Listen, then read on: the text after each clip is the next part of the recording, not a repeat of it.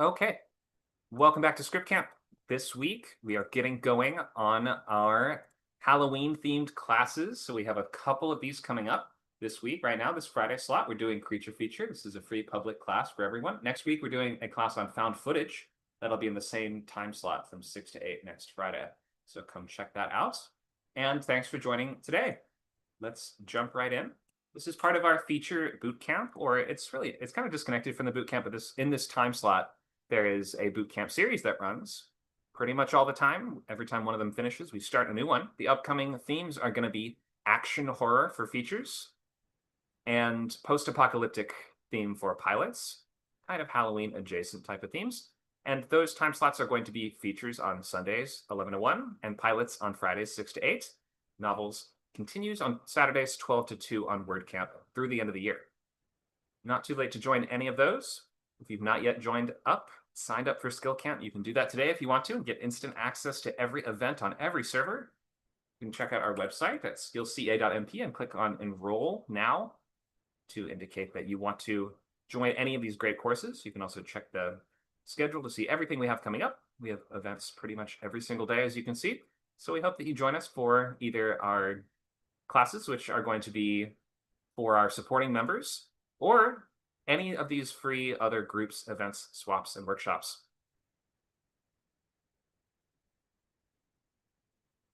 All right, hope to see you guys for those. Today we are looking at monster stuff. Creatures and monsters.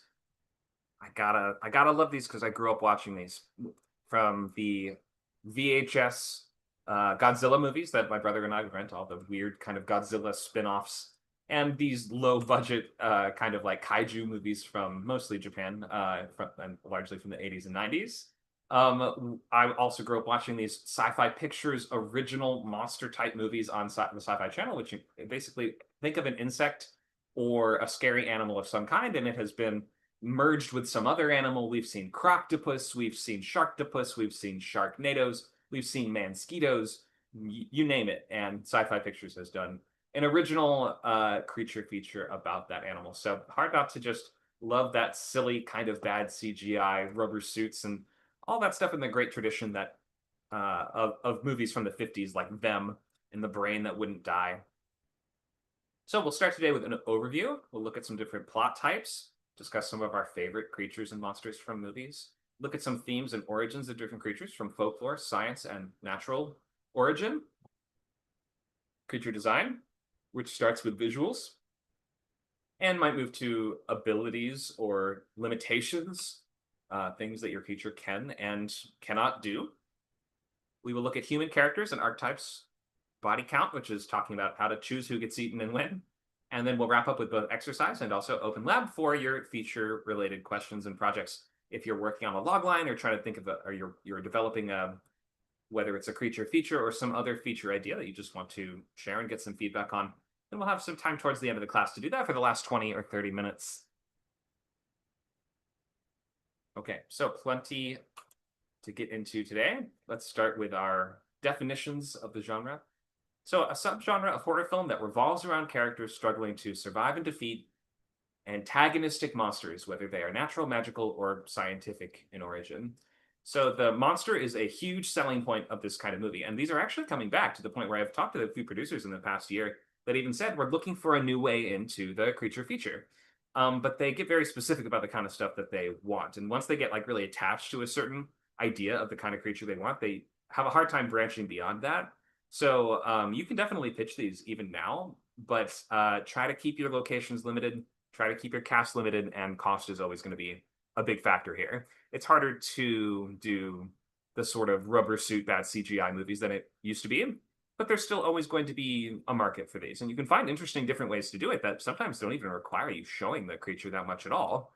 Like thinking of Dangerous Animals is a good kind of new approach there where it's sort of a serial killer movie, sort of a shark movie, because he's a serial killer that feeds people to sharks. So we've got elements of both. And that can be like a nice way to balance and play with this. Thinking of, is there a threat beyond the creature? Is there some challenge or goal that the characters are facing beyond just trying to survive this creature? And then thinking of your setting also, and how the setting can be a massive aspect of the differentiation of their story, and how it might provide different rules, different games, and sort of different limitations to your characters. So while the monster is the primary selling point, and we love seeing monsters, creatures we've never seen before, we can also see fans also love to see animals that we have seen before presented in a new way. You just think of something like spiders. We've seen little spiders be the core of a horror movie creature feature, arachnophobia, small house-sized spiders that are incredibly deadly. We've seen giant spiders, movies like Eight-Legged Freaks, and Return of the King and stuff like this. Not exactly a creature feature, but has a giant spider scene. Very maybe the one of those great early examples of the Shelob, the early giant spider creature from Tolkien's books. And then, of course, any way that you can find that you can present the creature in some sort of new habitat or new environment. Maybe you can find something else to do with spiders, right?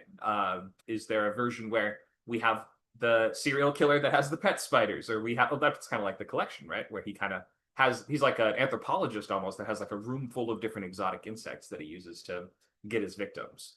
So there's always going to be some new way that you can approach it. Having your hook, it's tough to make your hook just the creature alone if it's a creature we've seen before a lot. Like it's a shark movie or it's a giant bug movie or something like that is not quite enough to act as a hook. You have to, if it's a creature we're familiar with, your hook has to be something a little different. So think of who's my main character, what is the setting that we're in, what is the situation that we're in, like what are the rules. Like Crawl was a cool example because Crawl is a creature feature with crocodiles, but the setting is a core part of it. We're in a house in a hurricane, or trapped under the crawl space of that house, hence the title, and also slowly working our way through that house as the hurricane causes the water level to rise. Thus, the environment becomes a huge part of the rules that those creatures then have to play by. There's an amazing sequence in that movie where the main character is trapped in a bathroom, like in the shower, as the room slowly fills with water, and she's trying to like keep the alligator on the other side of the curtain and stuff like that. Right? I've never seen crocodiles in that exact kind of situation before. So think of how could I present a new arena for these monsters to be in? How could I provide a different origin or rule set that the creatures operate by? How can I pick a different main character that will interact with those creatures in a different way? You can always find a new angle, but since some of the popular creatures have been seen 100 times, you have to get a little more creative with those. If you have a creature we've never seen before, then that can be a huge part of your hook, particularly if it's a custom creature like It Follows, A Quiet Place, or The Void, or things like this, where you have like creatures that you just come up with all on your own. It can be a big selling point if your creature has a really clear set of rules or limitations to it. But if it doesn't, then sometimes the hook might be like the source of the monsters. Thinking of The Mist or Annihilation, where it's like a specific area that the monsters come from, where all these animals would be mutated or changed in a specific way. That can kind of work sometimes. So the hook can be either a singular monster, like a species or breed of monsters, a small cluster of them, or in some cases, an environment or other source that produces lots of different monsters. The one called just called Love and Monsters, I think it was Woody Harrelson who ended up being in that. It was based on a script called Monster Problems by Brian Duffield, which kind of takes place after a monster apocalypse has happened that is not really explored, but essentially different types of monsters basically destroy the whole world and kill almost everybody. But we can't really tell what the main character is going to run into because there's no real theme for them.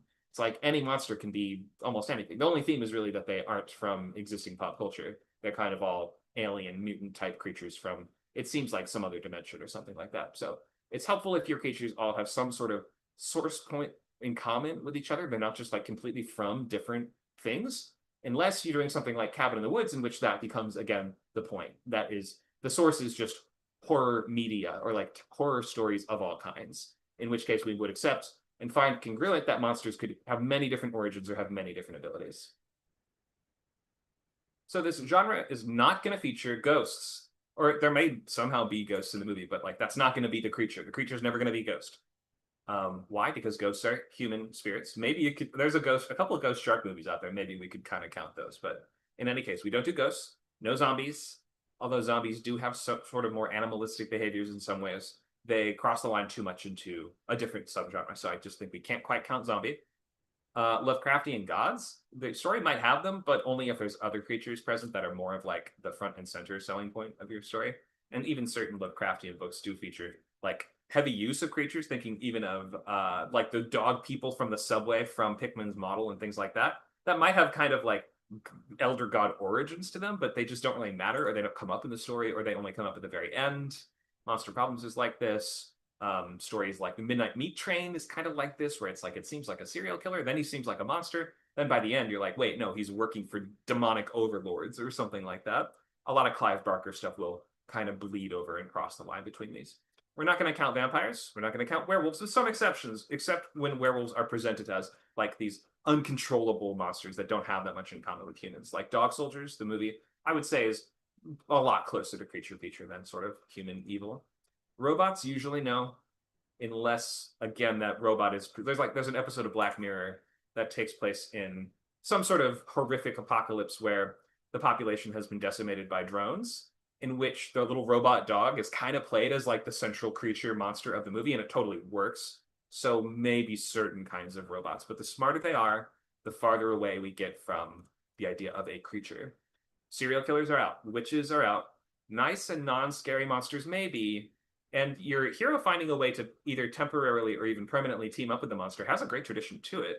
I find, though, usually they're not going to be on the same side by the end of the story, though, unless you're doing sort of a my pet monster archetype, where we have a character that has a monster that they need to feed or protect or something like that. But usually those are not creature features. Some rare exceptions.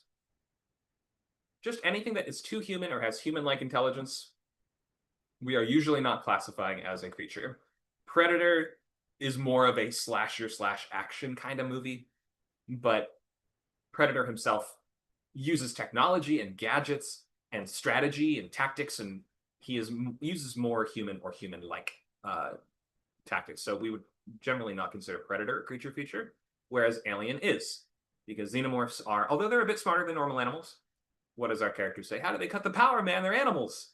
They're a bit smarter than normal animals, and I really like how, for all its flaws, that new Alien Earth TV show features some different kind of aliens from that world that have cool stuff going on, especially the eyeball monster. That there's a great scene where, it's a tiny spoiler for Alien Earth if you don't want to know, but there's a monster that takes over other creatures' bodies by going into their eye socket and kind of possessing and imitating them.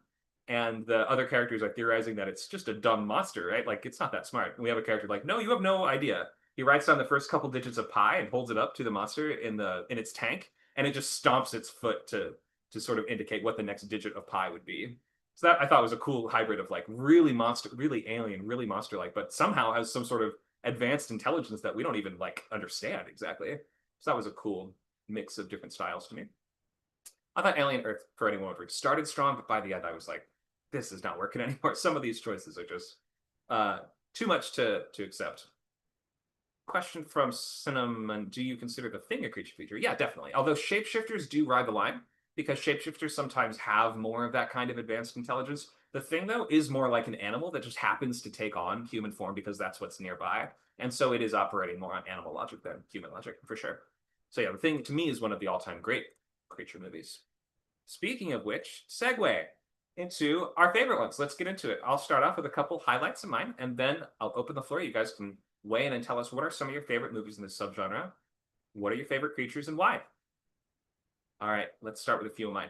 So these are a few highlights. To me, I'm a big fan of the sort of like source of lots of different monsters, which we see a great example of in Annihilation and also The Mist. The Mist being, for anyone who doesn't know, the primary inspiration for the Half-Life games, with the original title of Half-Life even being a direct reference to the company from The Mist that opens this portal to this hellish alien dimension that lets all these monsters through. So I like the ones that sort of allow, and Monster Problems is another one I mentioned that has just like a bunch of different creatures that you never really know what you're going to see next. Annihilation has this cool aspect too, where some of the monsters, they have different creatures kind of combined into one, like this bear thing that also has like some of its former human victims like melding with its own skin, so when it breathes outwards, it sounds like human screams.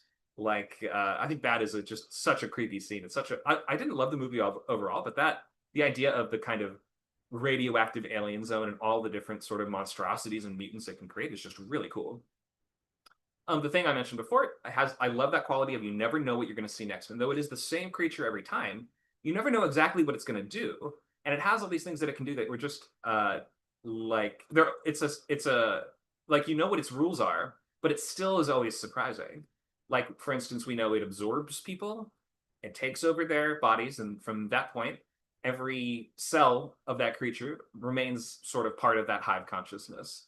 But at one point, it sort of flies up and hits this, like one of the people it has taken over sort of flies up and hits the ceiling, like in The Exorcist. Can it do that? I guess it can.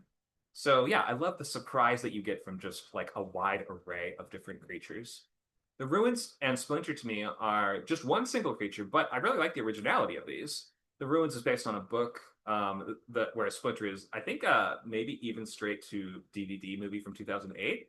It's mostly set in a single gas station, but the monster in it is really gross and creepy and original. It's kind of like a parasite that, sort of like the cordyceps parasites that you see in stuff like The Last of Us, except it is like it takes you over very quickly, and it's sort of bursting through the skin. Like you can see it consists of these kind of like needle-like structures.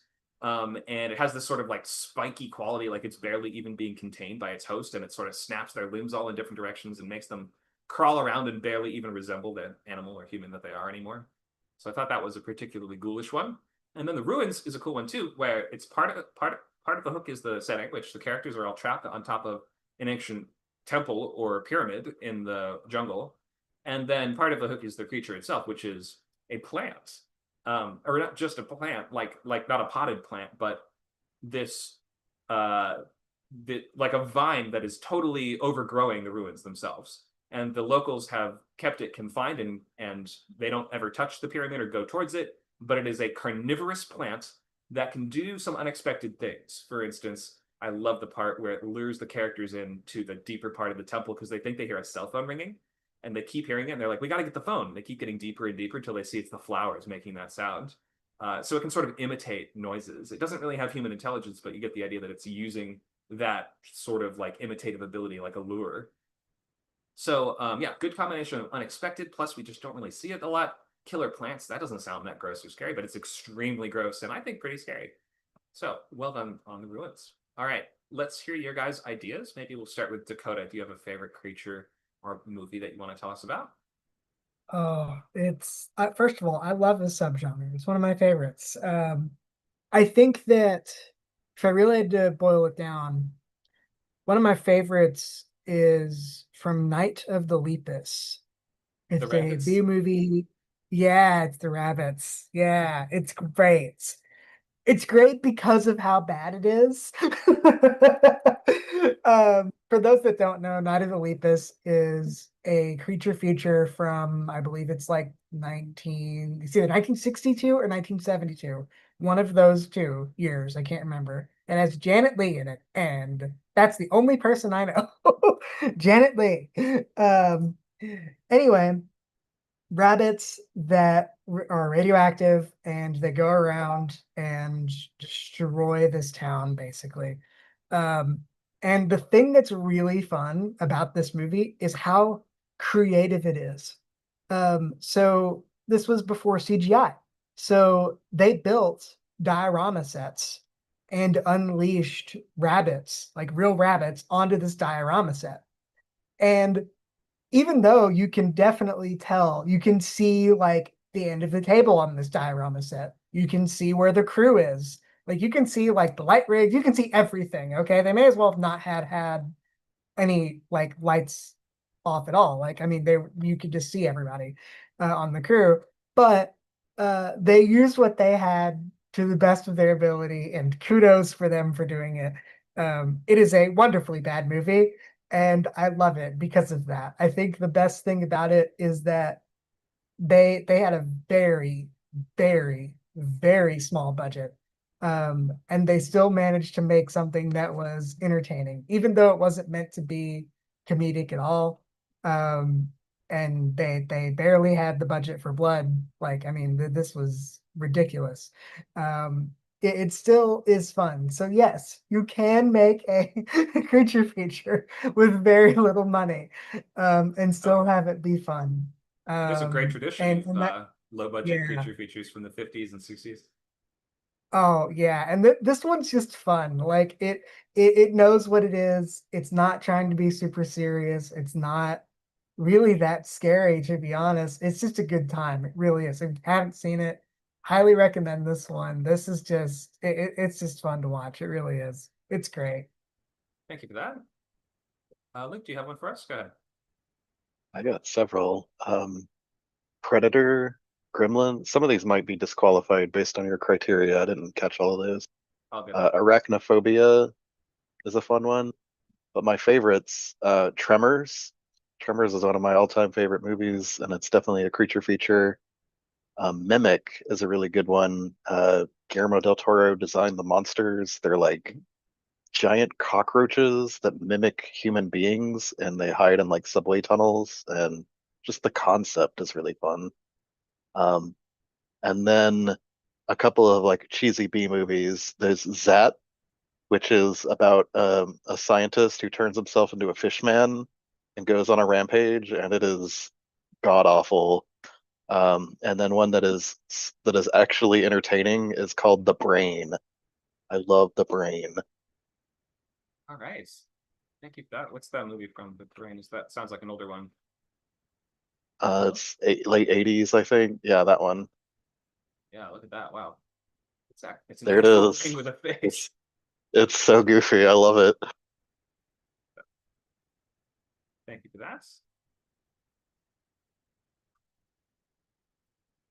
The nice gif of that in the chat as well.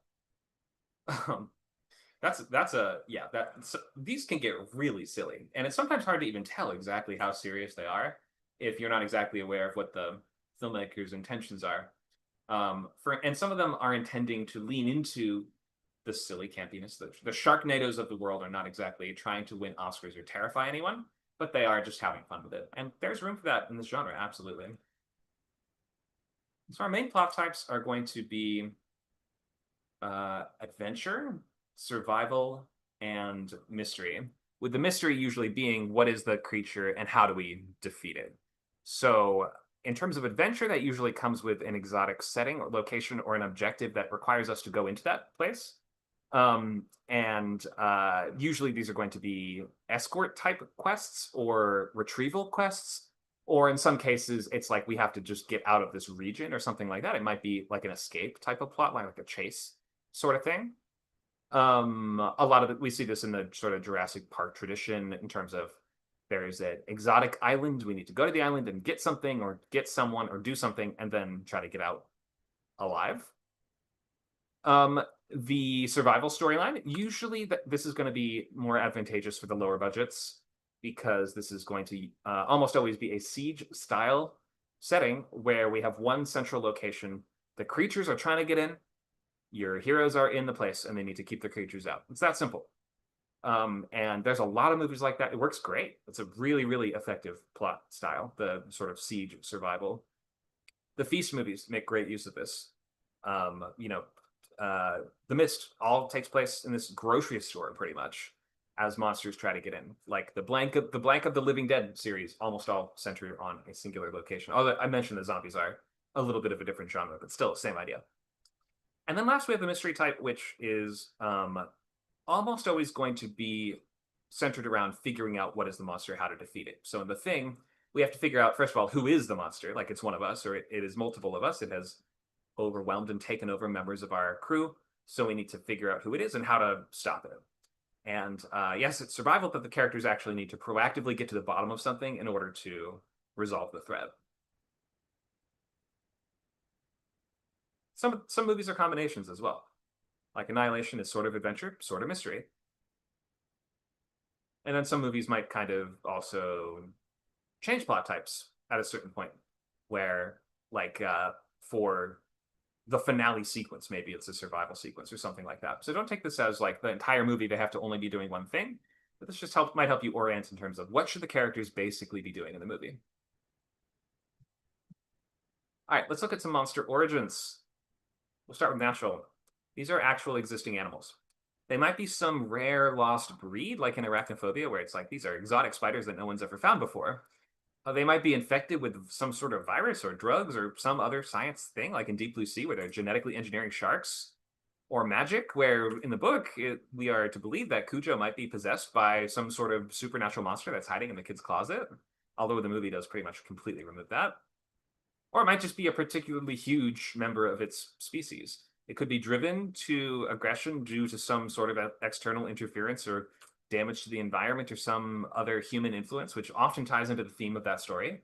Movies like The Host, which are about, people, scientists pour a bunch of chemicals into the lake and it creates a big fish monster thing. I would categorize that one a bit more in the science origin, but still, you get the idea that we can create a dramatic argument linked to the origin of the creature that comes out pretty cleanly. It's like, well, scientists polluted this region and it made these creatures huge and ferocious. Therefore, we should be better stewards of the environment. It's just like makes for an easy arc and argument there. We also might have real experiences with some versions of that animal that come with real fears already attached to that animal. For instance, we have our own emotional experiences with things like mosquitoes, whereas very few people would claim to have encountered an alien shapeshifter before.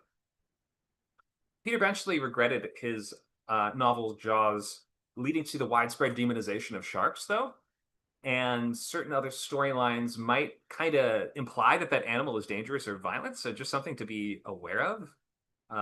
If I remember, I don't remember that the movie The Grey did this intentionally, but that was a movie that sort of sold itself as a creature feature about wolves. But wolves very rarely attack people, even if they're very hungry. And so, if I remember correctly, I think in the credits there is a message that are like wolf attacks are very rare, kind of thing. Like, don't think wolves are evil just because these wolves in the movie are bad. Any natural animal movies you guys want to shout out? Arachnophobia. I mentioned it earlier. Yeah, that's one I actually pitched that in a previous pitch workshop as an example because it's such a nice storyline. It's a mystery style storyline where the main character is a doctor that is essentially trying to get to the bottom of how are people dying in my community mysteriously with no marks on them or anything. Or it seems like there's no marks on them. So he's getting closer and closer to figuring out the secret of the spiders, and by the end, he has to fight the boss spider and save the whole town. Does Tremors qualify, even though the monster's not real? It has a natural origin.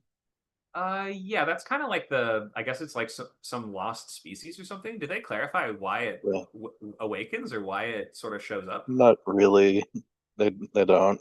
They don't ever Maybe the explain it. sequels do. There's a bunch of sequels and even a short-lived TV show, if I remember it correctly. So maybe at some point they touch on it. But yeah, the first movie, at least, which is the one I've seen, doesn't even really get into it. I guess we are to believe this is some previously undiscovered natural species. Frogs is another one. Frogs? Is that a movie about kind of mundane frogs that are they poisonous or what makes them dangerous? It's kind of like it's not just frogs, but it's like swamp creatures as well. So like there's birds, there's frogs, there's mosquitoes, it's everything that you can imagine in a swamp setting is basically dangerous and out to kill you. Oh, I like that. Yeah, movies where the biome is Yeah. kind of the creature rather than the individual Hmm. creature. Probably shouldn't have called it frogs Yeah. then. Well, frogs are like the main thing. Oh, okay. But movies like that are Yeah. usually called like The Swamp or The Brine or Sure. something along those Right. lines. I pitched one. Yeah, frogs is weird. I pitched a biome-based creature feature last year to a producer that wanted me to pitch a bunch of them, and I pitched like 10 creature features to him, and I was really excited for one of them. But then at the end of the day, he was like, "You know what? I just can't get excited about slugs." I was like, "You can't get excited about slugs? What a funny sentence to say in this professional meeting that we're having here." But yeah, that tricky sticky point in pitching some of these is if the person you're pitching to just doesn't like that creature, you're done. You can't like find some version of it that works. If they just hear the name and they're like, "Nah, not slugs," then you're going no further.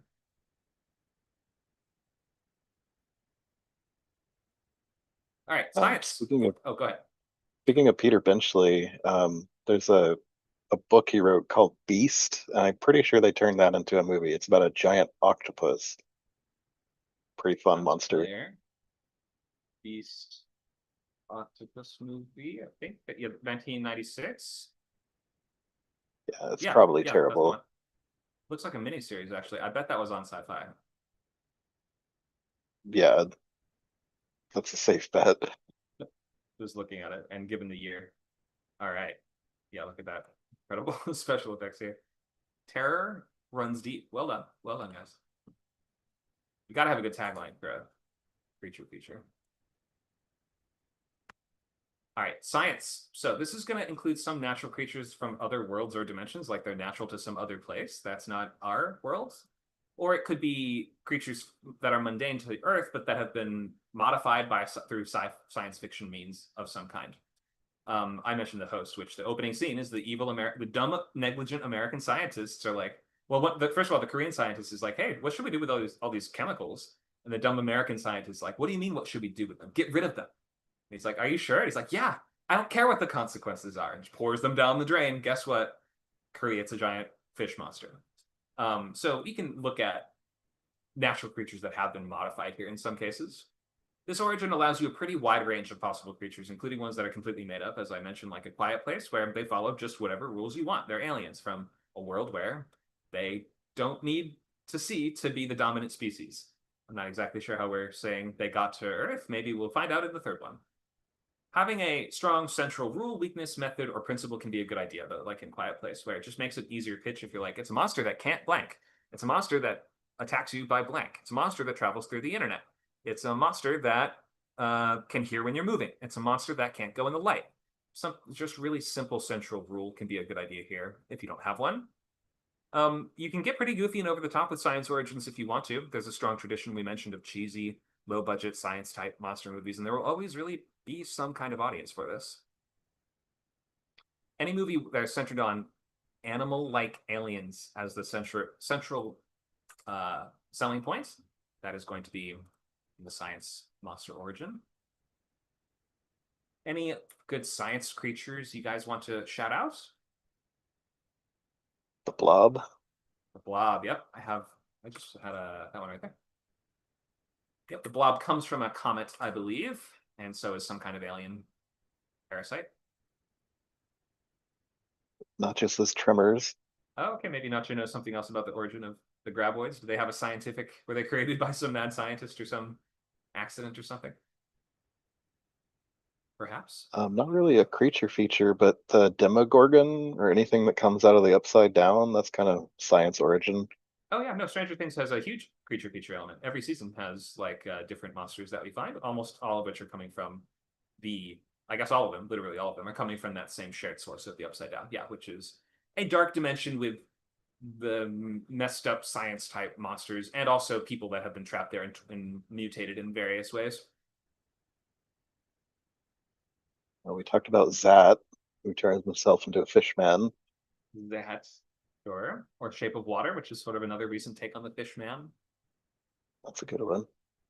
I think in that one, we are to believe he's some kind of lost species, not created by science, but it really feels like it's in the tradition of 50s and 60s creature feature, monster from the Black Lagoon kind of stuff. What about them? Radioactive ants. Yeah, I think that's they are created by radiation, just like Godzilla, if I remember correctly.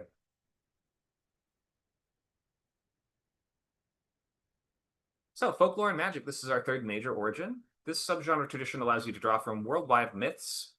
These creatures might be presented as natural in some sense, like you might say they've always existed, but the movie suggests that the legends about them are true.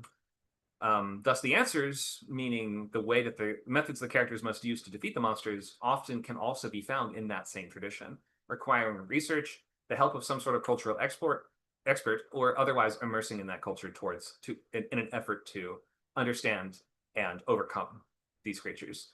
You do have to take care that they can't be too intelligent. Like Leprechaun is a slasher series about a small guy with magic. It is not a creature feature. Although the reboot that they did with WWE Films does sort of reimagine it as a creature feature, which is weird. But the Warwick Davis series, that is a slasher, not a creature. He even speaks in rhymes. I mean, he has a human level intelligence. Often these stories play out in the country and culture of the creature's origin, like for instance, The Ritual, which is about English backpackers that are on a trip in Sweden when they uncover some horrible pagan ritual going on that involves feeding or summoning this creepy monster thing from local folklore. But it could also follow your hero home or manifest somehow in another culture, place, or time, like Leprechaun in Space, for instance. And I have Gremlins here as well, which have magical origins, though they do follow rules that feel a bit more like they are natural biological creatures. Some of the rules, though, really can only be magical, like don't feed them after midnight. What does that mean? Between midnight and when? Midnight and 1? Is that what that means? Anyone want to shout out a magical or folklore related creature or movie?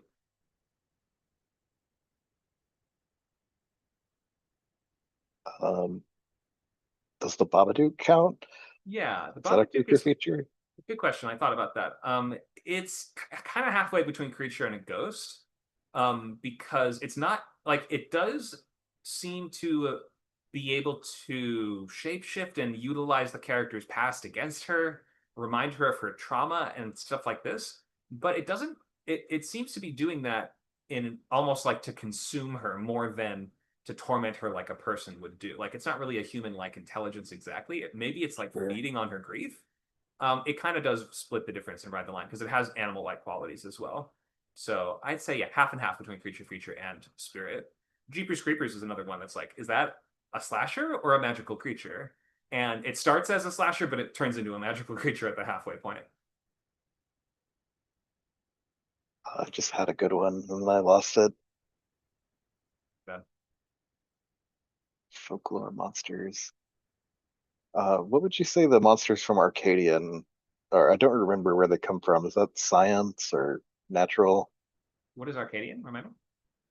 Um, Shoot, how do I explain it? It's a post-apocalyptic movie. It has these monsters with like snapping horse jaws.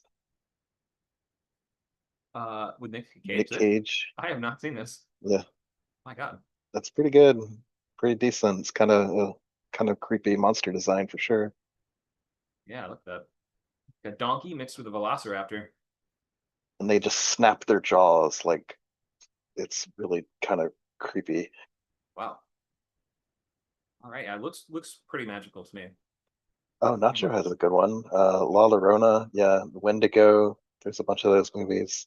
Yeah, Um, Wendigo is more of a spirit that turns people into creatures, whereas La Llorona, that to me is a human ghost that has a backstory and a tragic history, and that's usually the backstory is the woman that either was jilted at the altar and drowned her own children, and then or kind of went mad with grief and drowned her children, and now she's going to get your children, kind of thing. But that one is a little too rooted in humanity to be a creature, in my view. there's there's a bunch of these Southeast Asia movies where there's this like headless woman with her organs beneath, Yeah, but she's more rageful than a ghost. She's just kind of like a monster that might count for yeah, this. that is called a penangalan, and that is sometimes considered a variant of the vampire. But depending on how it is portrayed in the movie, it could be a little more bestial, a little more monster-like. Some of them can also work well with the Jekyll and Hyde thing, where it's like during the day you're a person, but at night you become this sort of uncontrollable monster. I remembered my example, Krampus. Oh, Krampus, yeah, that one is based on sort of Germanic tradition, if I remember correctly, of the or maybe Scandinavian of the evil counterpart to Santa that might be a monster that eats the naughty children when they misbehave, as opposed to Santa who brings presents when you're good. In German folklore, I believe it's actually a guy named Ruprecht. I think he's just a guy though. I don't think he's a monster man. I think he hits you with a stick. So slight difference Or there. Maybe they could do an Avengers of Krampus's. You know, we get Krampus and Ruprecht team up, and I'm sure there's different evil Santas worldwide. there's lots of troll movies. Yeah, troll is usually considered a Scandinavian type of creature, but we've seen things like Troll Hunter, where they're imagined as kaiju sized. And if we see goblins or the smaller trolls, usually those are considered part of like the Fae kind of kingdom. I did see a movie about goblins, which kind of writes they are smarter than your average monster, but they were presented as kind of cannibalistic little beasts, so that can count as well. Just really depends how you portray them. Sometimes the devil is a monster. There's a movie called The Blacksmith and the Devil. Mm-hmm. Um, that Yeah, might be more in the Babadook territory though. yeah. So the devil himself almost always has very advanced intelligence. Um, as for demons, Almost. yeah, there are some exceptions to that. As for demons, they can go any way you want. Like there's the Constantine style demons are basically just dudes with tails and horns and that are just as smarter than any person. And then we have doom demons, which are like big monsters, so that act much more like animals. But they might be reporting to or controlled by demons that are of some sort of advanced intelligence or even magical aptitude or something like that. So yeah, demons and demonic stuff can go anywhere you want. Can be magic, can be a ghost, could be more like a slasher. Really depends. What about Grendel? Does that count? Grendel, the monster that Beowulf fights. Yeah. I'm not sure if there's a story called Grendel or that just centers on him, but Beowulf definitely has a plot arc in it that is a lot like a creature feature. Yeah, a lot of older mythological stories that are about heroes going on an adventure to kill the Medusa, Perseus going to kill the Medusa, or anyone going into the lair of some beast to slay it and sort of bring back its head. Those are sort of creature-centered storylines, yeah. Although often they may only be part of that character's extended trials. It's not like that's the only thing he ended up doing. Would you say Hellraiser fits in this category? Not really, because I just kind of included Hellraiser in this image here Yeah, because of the imagery of it. But Hellraiser, no, they're too human and too too intelligent for the most intelligent. part. That Yeah, makes sense. there are some beasts and things within the Hellraiser world, like the tunnel monster from the first movie, that we would consider to be more creatures. But for the most part, Cenobites have pretty human-linked motivations, and they themselves were former humans. Like Pinhead was an RAF pilot that got the box and then got turned into this guy. So yeah, a little too advanced. Oh, one more. The Mummy. I love the Mummy, but that one is a Mummy is like the sort of horror movie Mummy. It's like it's different depending on who's doing it, but often it's kind of like a zombie wizard. Yeah, I So guess so. I guess you're right. yeah, we have like you can do less intelligent mummies or sort of zombie-like mummies. Movies But like The it's still Pyramid kind of zombie, do this. Yeah, they kind of like act creature a feature. bit zombie-ish, right? A mummy himself would be more like a magic guy that has come back from the dead, or a magic lady who's come back from the dead, like in the Tom Cruise 2017 Mummy movie. But in any case, they usually have pretty vast powers, and the only way to defeat them is usually a very specific series of rituals or something like that. We usually can't just use straight up brawn against them. We can't just kill them. So yeah, mummy tradition is a little less set in stone. I would say that probably because our interpretations of what mummies as a mythological creature are and how they work are kind of probably drawn from the Boris Karloff mummy movie from the 40s. And then because initial, like Egyptian portrayals of mummies, I don't think has them coming back to life and doing magic.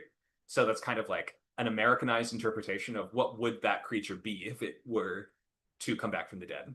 And since they're kings and pharaohs, I guess the interpretation of that power extends to, well, they would probably be able to raise other dead things, or they would probably continue to be some kind of leader figure even in death. They're going to create a cult. They're going to hypnotize people. They're going to use like more extensive power to sort of extend their earthly power. I guess that's why that mummies are interpreted that way. But yeah, you could do something new Right. with mummies, perhaps. Like Bubba Hotep. Or yeah, Bubba Hotep's a great one. Okay, so we're looking at design of the creatures. It's a centuries-old ritual, as Del Toro tells us.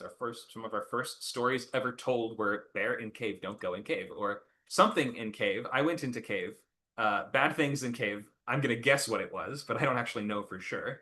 You might imagine that that's part of the reason why stories exist, to send warnings to other people about what you shouldn't do and which caves you don't go into, or else you'll be eaten. So this is something that, in my view, connects us to our roots, to our ancestors, and it crosses every single culture in the world.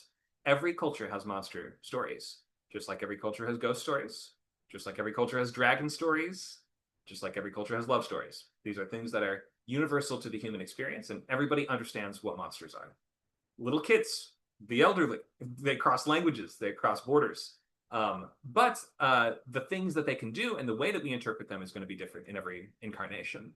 So we're going to often start with the silhouette, thinking of what does the overall outline of this thing look like? How big is it? What does it stand like? How does it move around? So you're thinking of, does it crawl? Does it walk? Does it slither? Does it squeeze through small openings? Does it glide? Does it drift? What does it actually do, or what can it do? And if it has different forms that it can change into, what can it do in those different forms? For instance, if you have a shapeshifter, if it shapeshifts into somebody, can it access their memories? Does it have their skills? Or would that be a way to determine if that is in fact the monster or not? Could you ask it a question that the person wouldn't know? Does it know all the languages that that person would have known? Shapeshifters in particular require a lot of rules. Other simpler monsters may not require as many rules, but we can think more of that shape and silhouette. You're doing a movie, let's say you're doing cockroaches. Well, do you want to do mundane cockroaches, in which case we are saying they're going to be about the size of a Madagascar hissing cockroach at the biggest, maybe 6 inches long? We would ask, well, why are they dangerous? Can these cockroaches burrow into people like the scarabs from the Mummy? That always scared me as a kid. The scene where the guy has to dig it out with a knife. It was so gross. So creatures and like little insects and swarm type monsters make for some great body horror. Usually, we're not going to imagine that a single one could kill anyone, but a swarm of them, a whole hive of them, could infest you, could take you over, could sweep you away, whatever it is. I think that an interesting twist on this would be the swarm creature is Willard as well, which kind of reimagines the protagonist as the one controlling the creatures, and he sort of becomes this villain protagonist that gets his comeuppance in the end. But in any case, we are rooting for the villain to be this kind of rat controlling monster man. So yeah, start with your broad strokes, meaning what does it look, how big is it, how does it stand, how does it move? Then we're going to add color and then more detail on top of that. You might ask what makes it dangerous, especially if it's not an animal that we would consider to normally be dangerous. You might say, for instance, okay, we're going to do monkeys. How could monkeys be scary or dangerous? What do you guys think? There's a whole lot of them. There's a lot. That's pretty Okay. scary. A gang of monkeys like you see in Planet Earth, where they did a whole episode set in a market in India where the monkeys were like jumping between the overhead, the awnings, and they're stealing food from people like little organized thieves. Sure. A big group of monkeys could be dangerous. How else could monkeys be dangerous? You could do the Congo thing and make them like hyper intelligent. Okay. Like Monkey Shines. This is a I believe Romero directed movie from the 80s about an evil helper monkey that is being used by a disabled person, and guess what? It's evil, and so it murders people. We could say it's A real movie. Yep, Monkey Shines. Check it out. Not to be confused with The Monkey, the Osgood Perkins movie from last year. They parody that in an episode of Malcolm in the Middle. I didn't know it Wow. was based on a real movie. Yeah, Monkey Shines is pretty bad. It's pretty silly. Okay, so we're starting with those broad strokes, then we're adding detail, filling it in. For instance, you might ask, once we know how big it is and how it moves and how it stands, what else? What other details can we add? How does it perceive? Does it does it echolocate?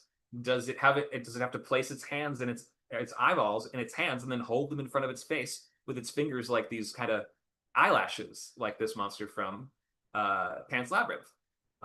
You can add in whatever details or methods you want. You can think of what does it do, how does it do it, and why does it do it. So motivations, tactics, and limitations are often a great place to start filling in more detail here. And then simply ask, how does it find people? How does it eat people? And those will usually tell you why it's scary. Here's one of the graboids from Tremors. So limitations are generally more important than powers, especially when we're dealing with monsters that have a pretty loosely defined rule set, like demons or things that have ghost elements here and there. So the limitations of any one kind of ghoul, which we could say would be the monster of your movie, that can make your monster feel more real. Sometimes a movie will really suffer from not having adequately explained rules or limitations. It can be a great part of your hook when you simply can describe it as this monster can do blank. This monster can only get you when you blank. This monster can't get you when you blank. You have something like that, right? We're dealing with an invasion of demons that can't enter the church, or sinners is a good example of this. They can't come into the juke joint because they haven't been invited in. So we've got this great rationale for a siege horror movie, like why do these highly intelligent monsters not break in and kill all the protagonists? Well, they need to find a way to get invited in. They have tricks that they can use to try to do that, but they can't just waltz right in. They have to follow the rules. Though vampires, I did mention, are usually a bit outside of the creature format. Certain exceptions. Limitations can create more tension. They can give us a better handle on when we're supposed to be safe or when the character is supposed to be safe versus not. They might give us room to create tension based on we're in the villain's domain. Like thinking of the scene from Aliens where Ripley has to go down with Newt and they're in the alien queen's den. They're surrounded by its eggs. We feel more in danger because we know that we are in the animal's turf, in its sort of home territory. And by dividing more clearly what is that home turf versus what's not, or when it's powerful versus when it's not, can it get you only at night? Oh crap, we're going to really build up a lot of tension towards building up to night. Or can it only get you in the water, or whatever it is? We're going to be able to get some great sequences based on your characters being endangered by the creature, following those rules. let's look at the entity from It Follows. So this is kind of a ghost and kind of a shapeshifter, but it acts in such a predictable way that it's a bit closer towards creature type behavior. They talk about it like it's a thing. It's not like a dead person. It is an entity that may have always existed, perhaps, or maybe it was spawned at some point through dark magic. They just don't figure it out. It's just there. Nacho, we're getting a spam on Kick, our Kick channel, by the way, from a few different users posting spam comments. I don't know if you can see that. Are you there, Nacho? Yeah. Okay, just something to take a look at when you can. Thank you. All right, so the entity. Sometimes some people call it It, but to me that conflates it too much with Pennywise. So we'll just call it the entity for right now. It doesn't have a true form as far as we know. There is no thing that it really looks like. It is going. Oh, I see another question from our YouTube channel. Does the language be the problem in counting words from Lil Zeno? I love the name Lil Zeno. It feels very relevant for our alien discussion, but I'm not quite sure if that may not be from today. Never mind. That's an older comment. I want to know what they meant by that question. All right. So where was I? Okay. The entity from this movie has very specific rules that it follows, and magic-based creatures usually have more rules that we would consider to be more arbitrary because they are rooted in some kind of cultural tradition. The cool thing about this one is that it's not rooted in any cultural tradition, but it sort of feels like it comes from folklore. The types of rules that it follows, so to speak, feels like it could come from, it almost feels like it's in the tradition of urban legend type of ghosts, or even like the creepypasta internet kind of modern day urban legend sort of thing.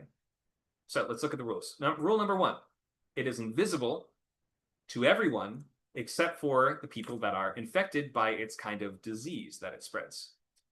If you have the disease, you can see it.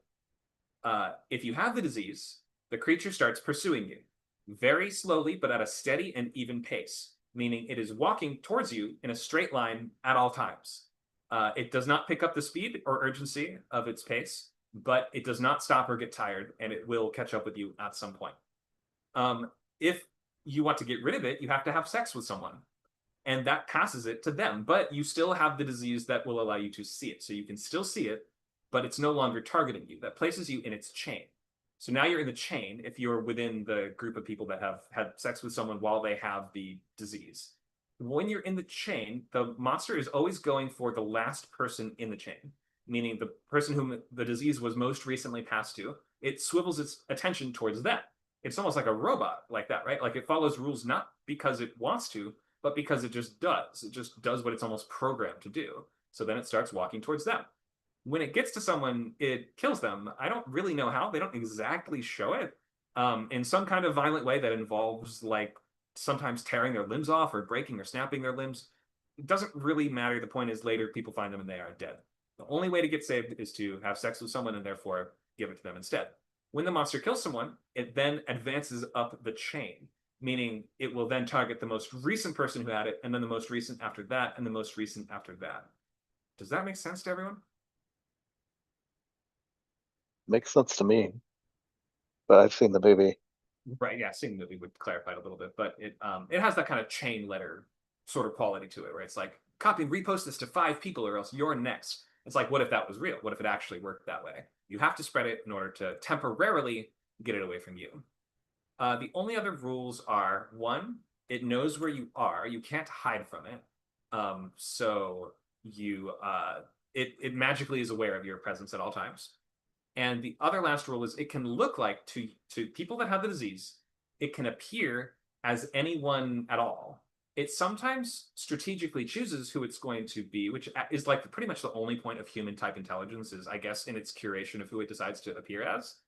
So it could appear as a member of your family, perhaps in an effort to get closer to you, or like a loved one or a deceased loved one or something like that. It can appear as any of those things, and sometimes does with some kind of targeted effect behind it. But sometimes it's just a random person. You don't know. It could be a complete stranger. The only way that you can really tell is 1, it's constantly walking, it never stops. And 2, it shows pretty much no emotion, except for sometimes like a snarl or like looks a little scary or mean or angry for a second, but it doesn't really have a sustained level of emotion. It's not killing you because it's mad. It's not killing you because it's hungry.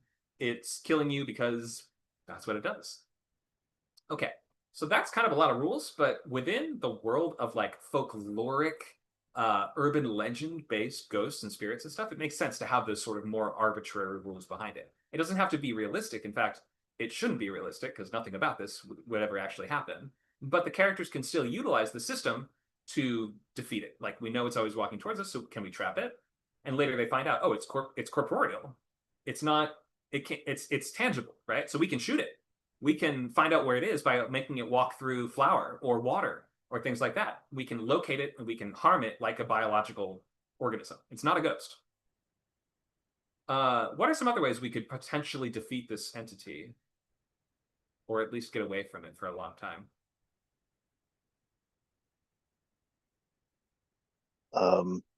Mobile home, drive live in a van, just Tour keep bus. driving. Yeah, just be on an eternal music tour. So then you always have an excuse to travel from town to town. There you go. Just keep moving. Maybe that's a good life for some folks that would like that. What are some other ways?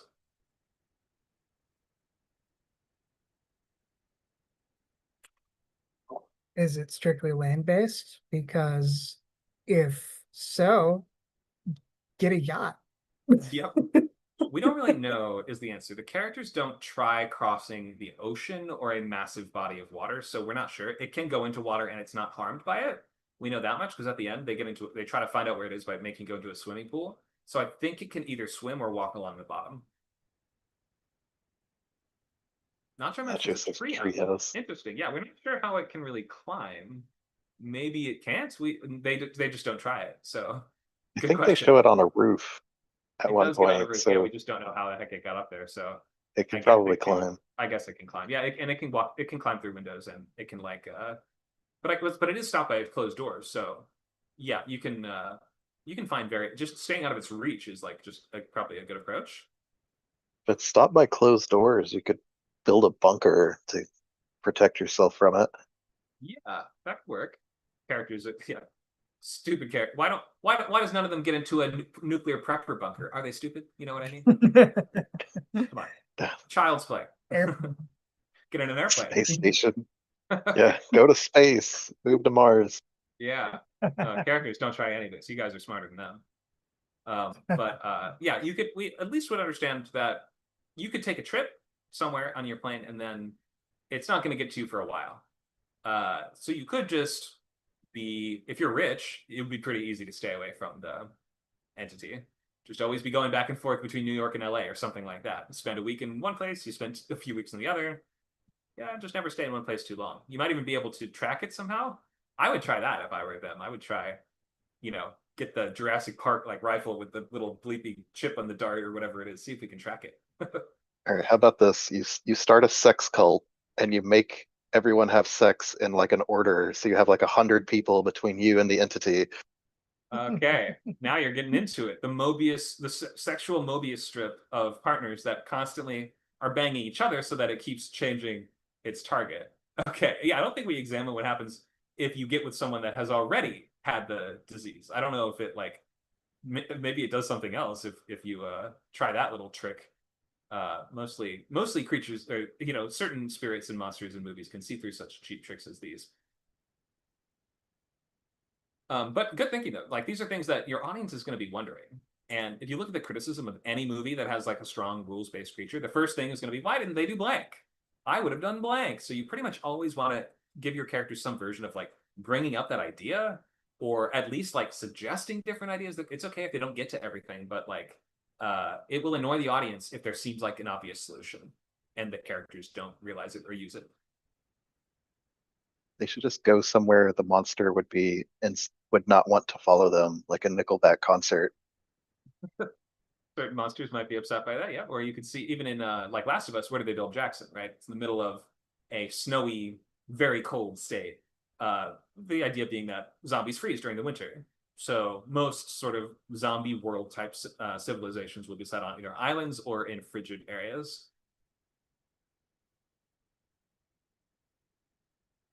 All right, more on abilities and limitations. So magic origin creatures, I mentioned this kind of arbitrary rules that are usually rooted in cultural traditions. So you have to do a bit of research or bring in some expert from that tradition to get to the bottom of it and to figure out how to tackle it, what to do next. That might require you to do a little more research for those specific movies. you're not, if especially if you're drawing from a real world religion or something like that, like a folk practice, then I recommend doing your diligence, and especially if it is a tradition or practice that has been historically misunderstood or vilified, like voodoo, for instance, then Google it. Like, do your research, find out what is voodoo. There are people that actually practice this. It's a real religion. It's not just magic that makes evil dolls, for instance. So, do your research for magic and folklore stuff. Natural origin creatures don't have any supernatural abilities, but you can play up their real traits for maximum entertaining scariness, because some creatures have things that are just already really scary about them. Like sharks, for instance. When there's blood in the water, sharks can tell and they swarm to that spot, right? That's almost basically a movie creature rule, but just it really exists, right? Or like think of, what is it, electric eels, or like any of these poisonous creatures that liquefy your insides with necrosis. Or there's plenty of real world animals to be already afraid of. Just you might need to play up certain traits that already exist within them, and you might need to exaggerate a little bit. Science origin creatures can have a really wide array of abilities, but they do have to be rooted in some kind of scientific reality. So nothing flat out impossible. The one exception to this, as always, is the psychic thing.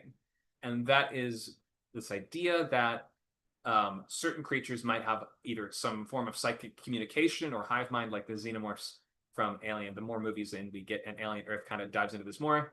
Okay, they're a psychic hive mind, I guess. Like they just are. And you might see that as a fantasy idea. Those movies and show do portray it as a scientific idea that we don't understand yet. So there is room for that, but something to keep in mind. Okay, let's look at some human archetypes. Some fun ones here. Maybe you guys are familiar with some of these. Yeah. Dr. Talked often Science about Man. Mr. Science. Yeah, tell us about Mr. Science. He's the guy in Act One that explains kind of the rules of the creature, like um the exposition for like how it got here, that kind of thing. He basically just explains the whole movie before it happens. Sure. Yeah, it could be in the first act that Mr. Science Man kind of does a bit of exposition. It could be later. If we meet him later, it could be because we need to bring in an expert because we don't know what this thing is, kind of thing. Often that will be more of the hunter archetype, but that can still be science guy that we have to bring in. And then he will have the insight on the monster. Maybe he's encountered it before, or is studying it, or knows something else about it. I'm also a huge fan of the moronic authority figure. This is no, we gotta open the beach. We need summer dollars. Yep. Like, but there's the shark killing people. Who cares? There's in the relic, there's like kids that are attacked by a monster in the Museum of Natural History, but then like moronic authority figures like, no, we have to open this big exhibit and invite the whole city to the museum. Like, yeah, that's fun. There's always some moron that's obsessed with profits or his own survival. The Alien movies have tons of these. Jurassic Park movies have tons of these. There's always those that underestimate the monster. They don't respect the creature or its source, or like they don't appreciate how dangerous it really is, or they're short-sighted, or they're greedy. This would be like the train conductor in Train to Busan. This would be the mayor from Jaws, and lots of movies that center on kids. This will be the parents. So the parents are the authority that's like, monsters aren't real, go back to bed.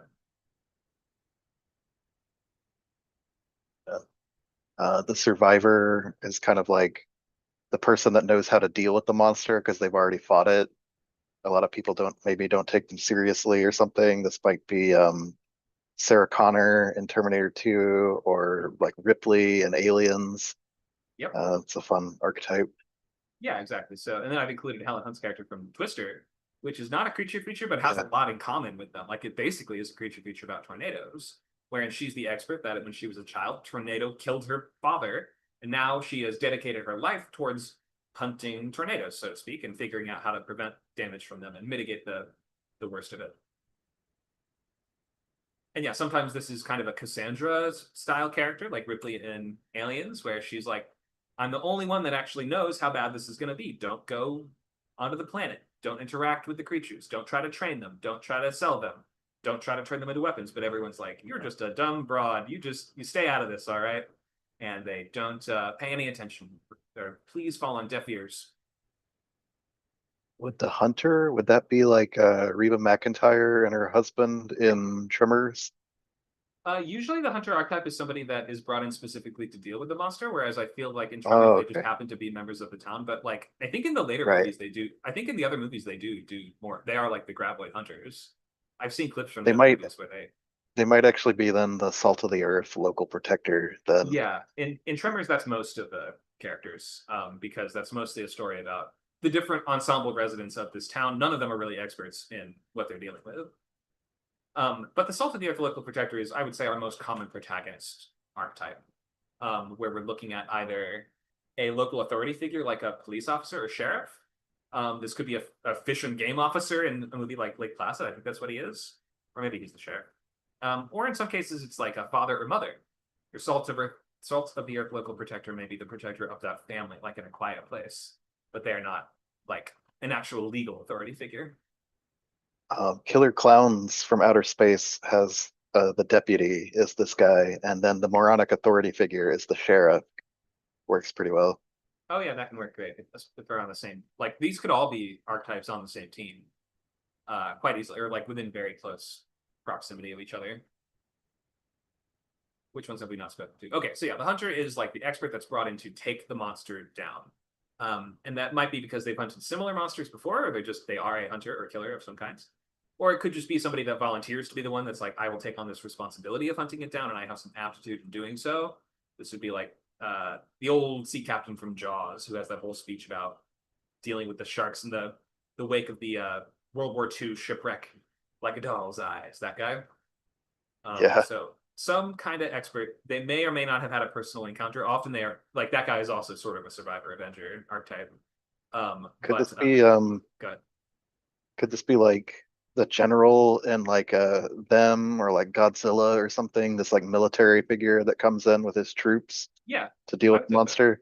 Yeah, that's a good parallel within the kaiju kind of world because this is the person that's supposed to be able to take care of this. So they act with the authority, intention, and methods of someone who is supposed to do this for a living, right? Like they deal with military threats. Often the hunter is not sufficient to take out the monster alone, and either the hunter gets eaten by the end of the movie, or they kind of pass the torch to the protagonist somehow, or the protagonist has to take what they learned from the hunter and then apply it on their own. Something like that. Rarely does the hunter make it to the end of the movie. All right. Any other things you guys want to mention about these archetypes or other archetypes I've missed?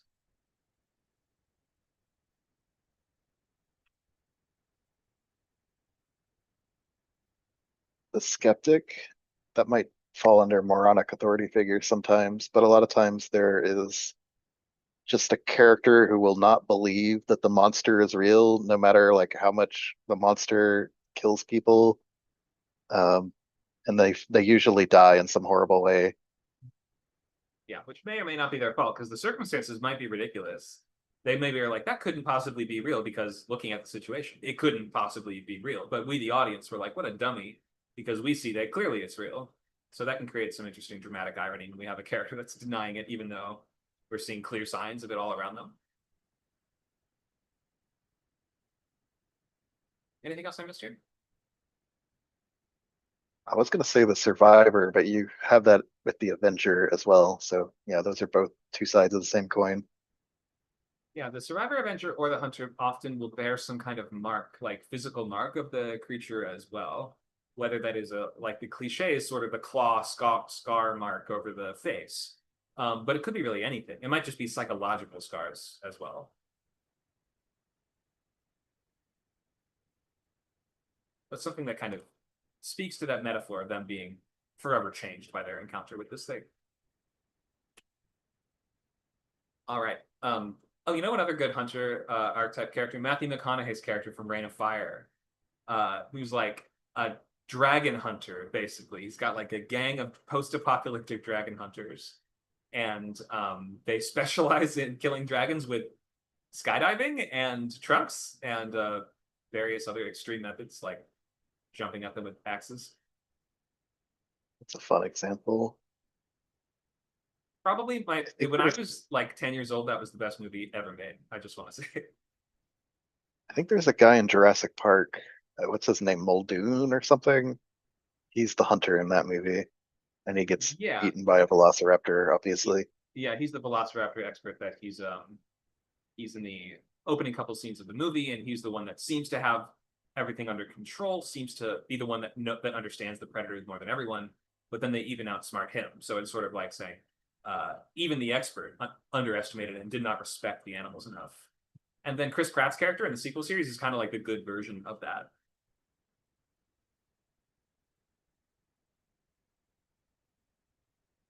All right, let's look at body count. Chomp, chomp.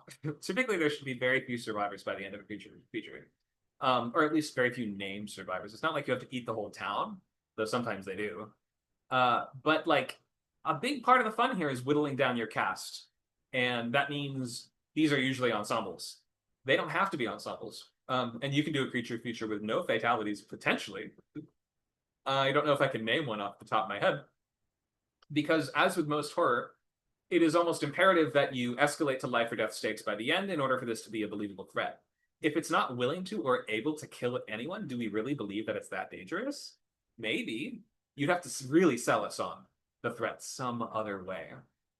Luke has an idea. Do you have a creature feature that features no few fatalities? No, it's an episode of a kids show called Ghost Rider that apparently gave people childhood trauma, and it's called Gooey Gus. But like in Goosebumps and many of these things, you can sort of do the creature feature tropes, but the kids don't actually die. They're trapped in slime, or they're taken to the shadow dimension, or they're hung up in a spider web or something until the end of the episode or book or whatever it is. Yeah, they can usually be rescued if there's kids involved. Or they're in the upside down or whatever. So we have to go in and get Oh them. yeah, that's a good one. Or Pennywise's domain, or they're having their energy slurped out. Or one that really scared the crap out of me as a kid that I don't know if it was supposed to. Ernest Scared Stupid, which, if I remember, the monster is just turning kids into dolls. It like shrinks Yeah. them down into little figurines, but it's really scary before it does that. So just because it isn't killing anyone doesn't mean it can't be scary. But usually you do have to escalate a bit more. That's a great example of like folklore rules as well. Yeah, exactly. Very arbitrary sort of. It feels like it's tied to an existing folk tradition. I don't remember if it actually is. I don't think so, but at least seems like it could be. All right, so by the end, our cast should whittle down to basically the essentials and try to give characters meaningful deaths. That might mean they complete their arc in some way through the death scene, or maybe it's tragically cutting their arc short. Either one can be meaningful. Maybe your character gets some kind of comeuppance, which, what's the series behind me now? This series basically has a sense of built-in morality to it almost. It's like the characters that don't respect and fear nature are going to get eaten by it. And in that sort of tradition of Michael Crichton type stuff, usually it is about the characters underestimating the true danger or the respect they should have for nature or for this particular kind of thing. So yeah, we might look at the death scenes as comeuppance in some kind of way, especially this concept of the character has been hoisted by their own petard, and has been taken down karmically by the thing that they helped to create, or the thing that they allowed to escape, or the thing that they themselves propagated or ignored or neglected to stop in some kind of way. So the audience loves that kind of trope. It goes back to Frankenstein and stuff like this, right? The movie, the book obviously ends very differently, but the idea of the creator killed by the monster, it sort of seems like just a fitting karmic punishment a lot of the time. All right, any questions or thoughts on body counts?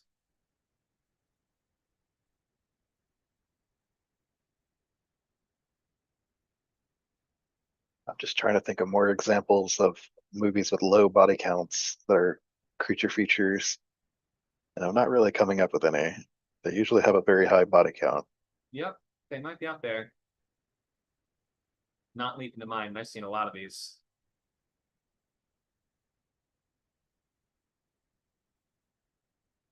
Yeah, let me know if you guys think of any more. All right, let's talk underutilized creatures and concepts. So I think I talked a little about this, but creatures are the villain's pets or servants. That's a really good one. Why haven't we experimented with that one a little bit more?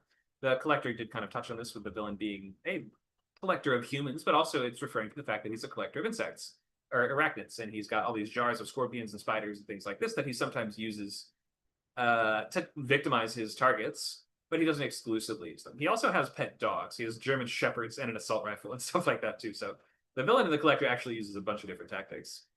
But Dangerous Animals, another one I mentioned recently. Yeah, you can get a lot of juice out of just the simple addition of, oh, there's a person controlling or causing the creatures to do this. What else? We have yokai and other world folklore. So, this creature here is an example of a type of oni or yokai. This is tied to a folk belief that when objects get old enough, they develop some sort of sentience, so they become a yokai.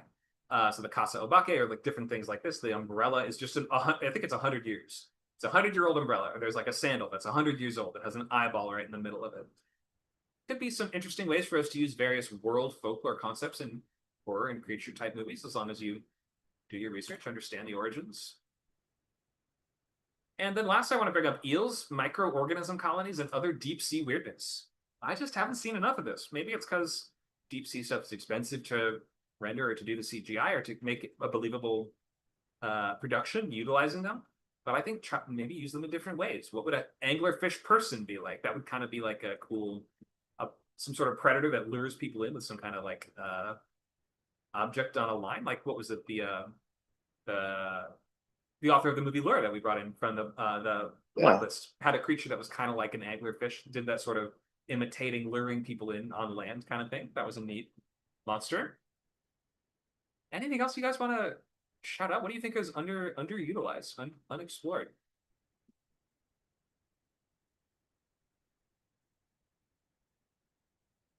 Oh, that's tough.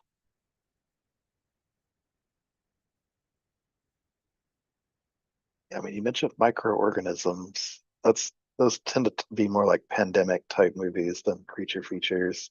Mhm. Though Andromeda Strain really does follow the beats of a creature feature, it feels like.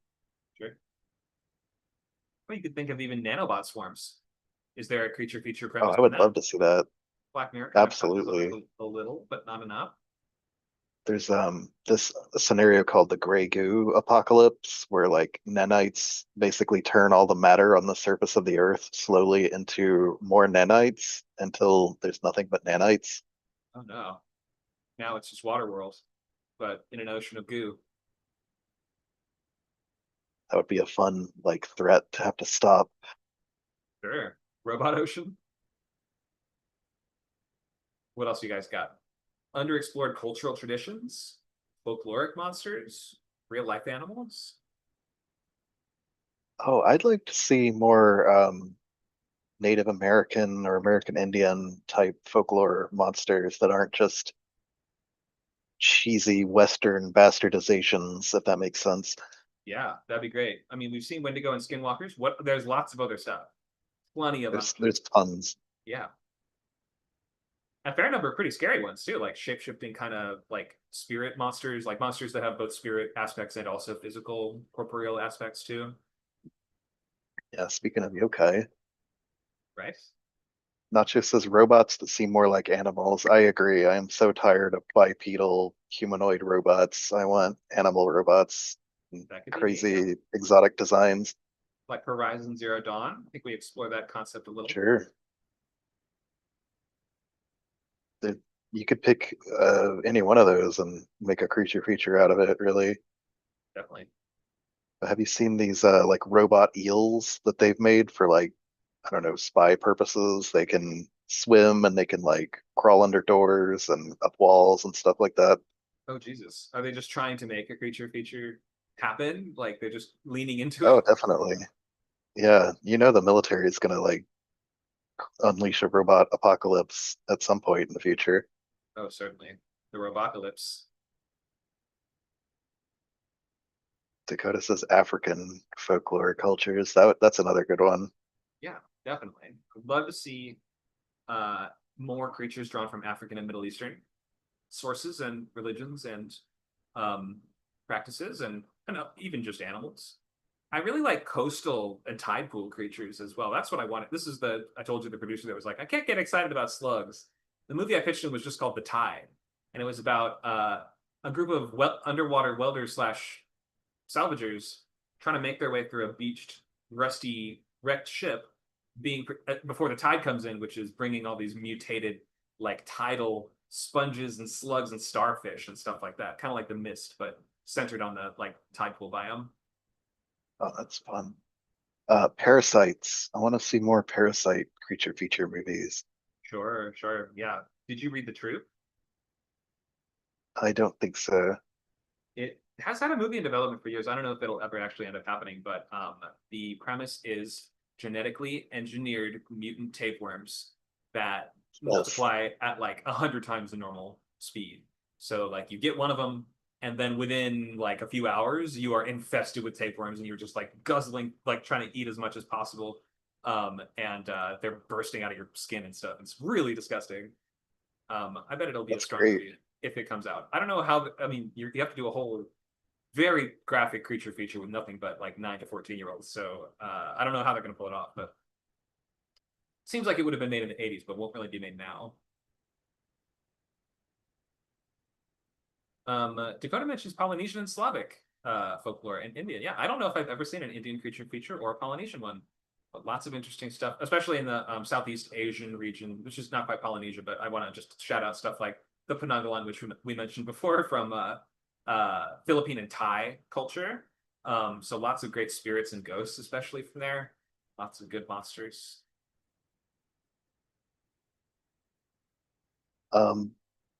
I don't know if they've ever made a horror movie inspired by the SCP internet phenomenon thing. Do you know what that is?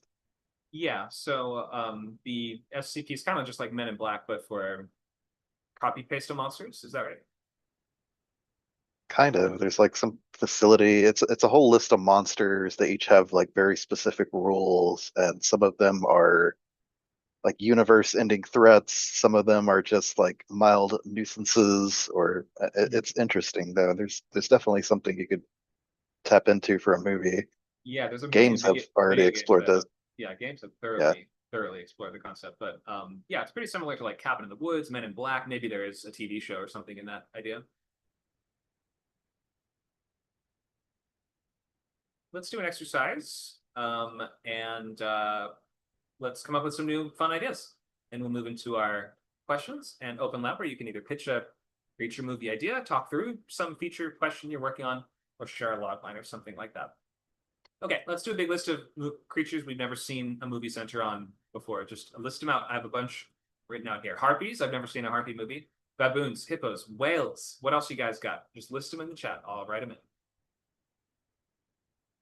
Let's just start typing. I'll just type a few of them. Let's do, did I write baboon already? Earthworm, that's a good one. Pterodactyl. Pillbug says nacho. Let's see everyone type a couple. Sand, fleas. What are some other parasites that you could do? I mean, yeah, just fleas in general. Ticks. You ever seen ticks? What else you guys got? Nautilus. That's like a shellfish or something, right? Yeah. It's a particular kind of shellfish. It looks like a horror monster. Yeah, I know what the shell looks like. I just don't know what it looks like underneath. Shellfish, or I'll say like, yeah, No, crayfish. you might be thinking of something else. Really? Yeah, just Google it. You'll see. Yeah, I've seen the shell. But so, oh yeah, I guess if this right here is just like the mouth and is that the eye right there? I wonder what the rest of it looks like. Yeah. And it swims backwards, I think. It like basically propels itself with like ejecting water out of the front. Yeah, that's definitely one of the more bizarre and alien type Earth creatures that we have. Deep sea, I'm telling you, black water. Different layers of the ocean are referred to as green water, black water, or green water, blue water, and black water. Black water is typically going to be the real freak stuff that doesn't require sunlight.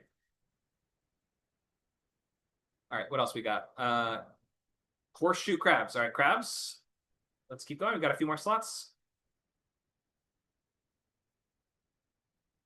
Nano machines, panthers, badgers, and buffalo. God, nice job.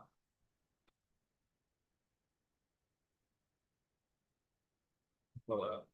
Possums. Oh, those are terrifying little critters. Kind of scary, yeah. They're at that intersection between cute and scary. All right. Well, a couple options on our list. Famous good ones. Parrots. We're gonna have trouble with parrots, but I like the creativity. Yeah, bison. I wonder, yeah, something in buffalo slash bison slash bovine of some sort. Maybe a bull. Would be pretty scary. Bulls are quite dangerous to people. Just watch the Jackass movies. You'll see all about it. All right, let's see some settings or situations.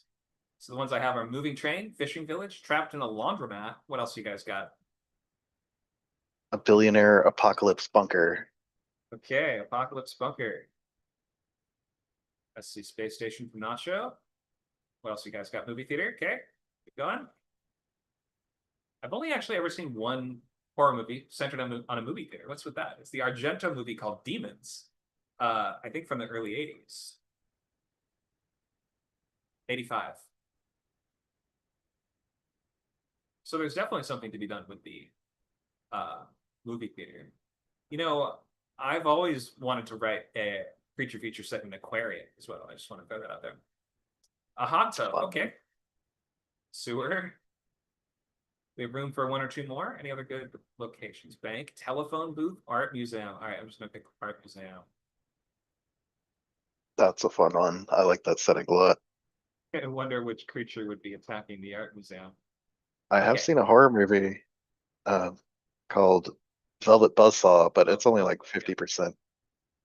Right. It's also just not a creature theme. That one's more like Not evil at all, paintings, no. basically. I guess that movie Yeah. was weird. All right. Half of let's it get a takes couple place in an more, art museum. That's right. Yeah. Let's get a couple more character archetypes on the board. I have the ones from before. So I have Science Guy, Local Protector, Hunter, Moronic Authority, and Survivor Avenger. Let's just add a few more. Who else have we got?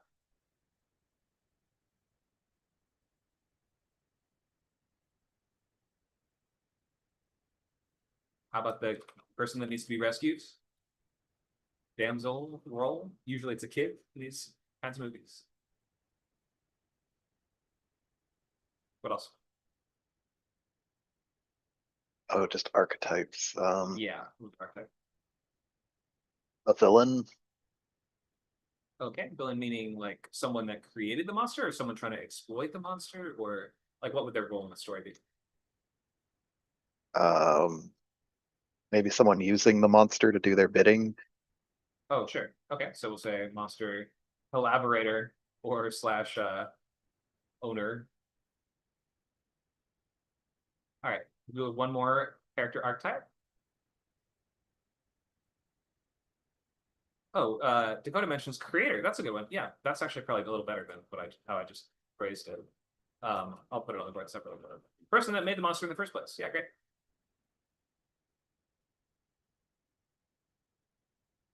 Okay, let's get volunteer. Somebody want to volunteer to put a movie concept together? We'll start with one, and then we'll give you the other one, so you can pick one from each column. Or sorry, pick one to start with, and then we'll give you the other options for your movie choice. Doesn't have to be much.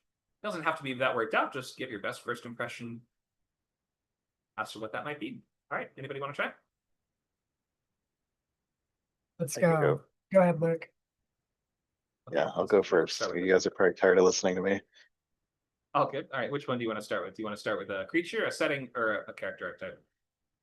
I want to go with creature. Do I get to pick? Yeah, pick one of your choice. Hippo. Okay. Dakota, what setting should Luke's hippo movie be in from the list that we have here? I think it'd be really interesting to do a space station. That'd be really Oh, fun. hell yeah. Okay, that's good. And let's give him at least one character archetype for his protagonist. Dakota, let's just have you choose one more. Sure. Let's do Let's do Moronic Authority because I think that would also just be funny.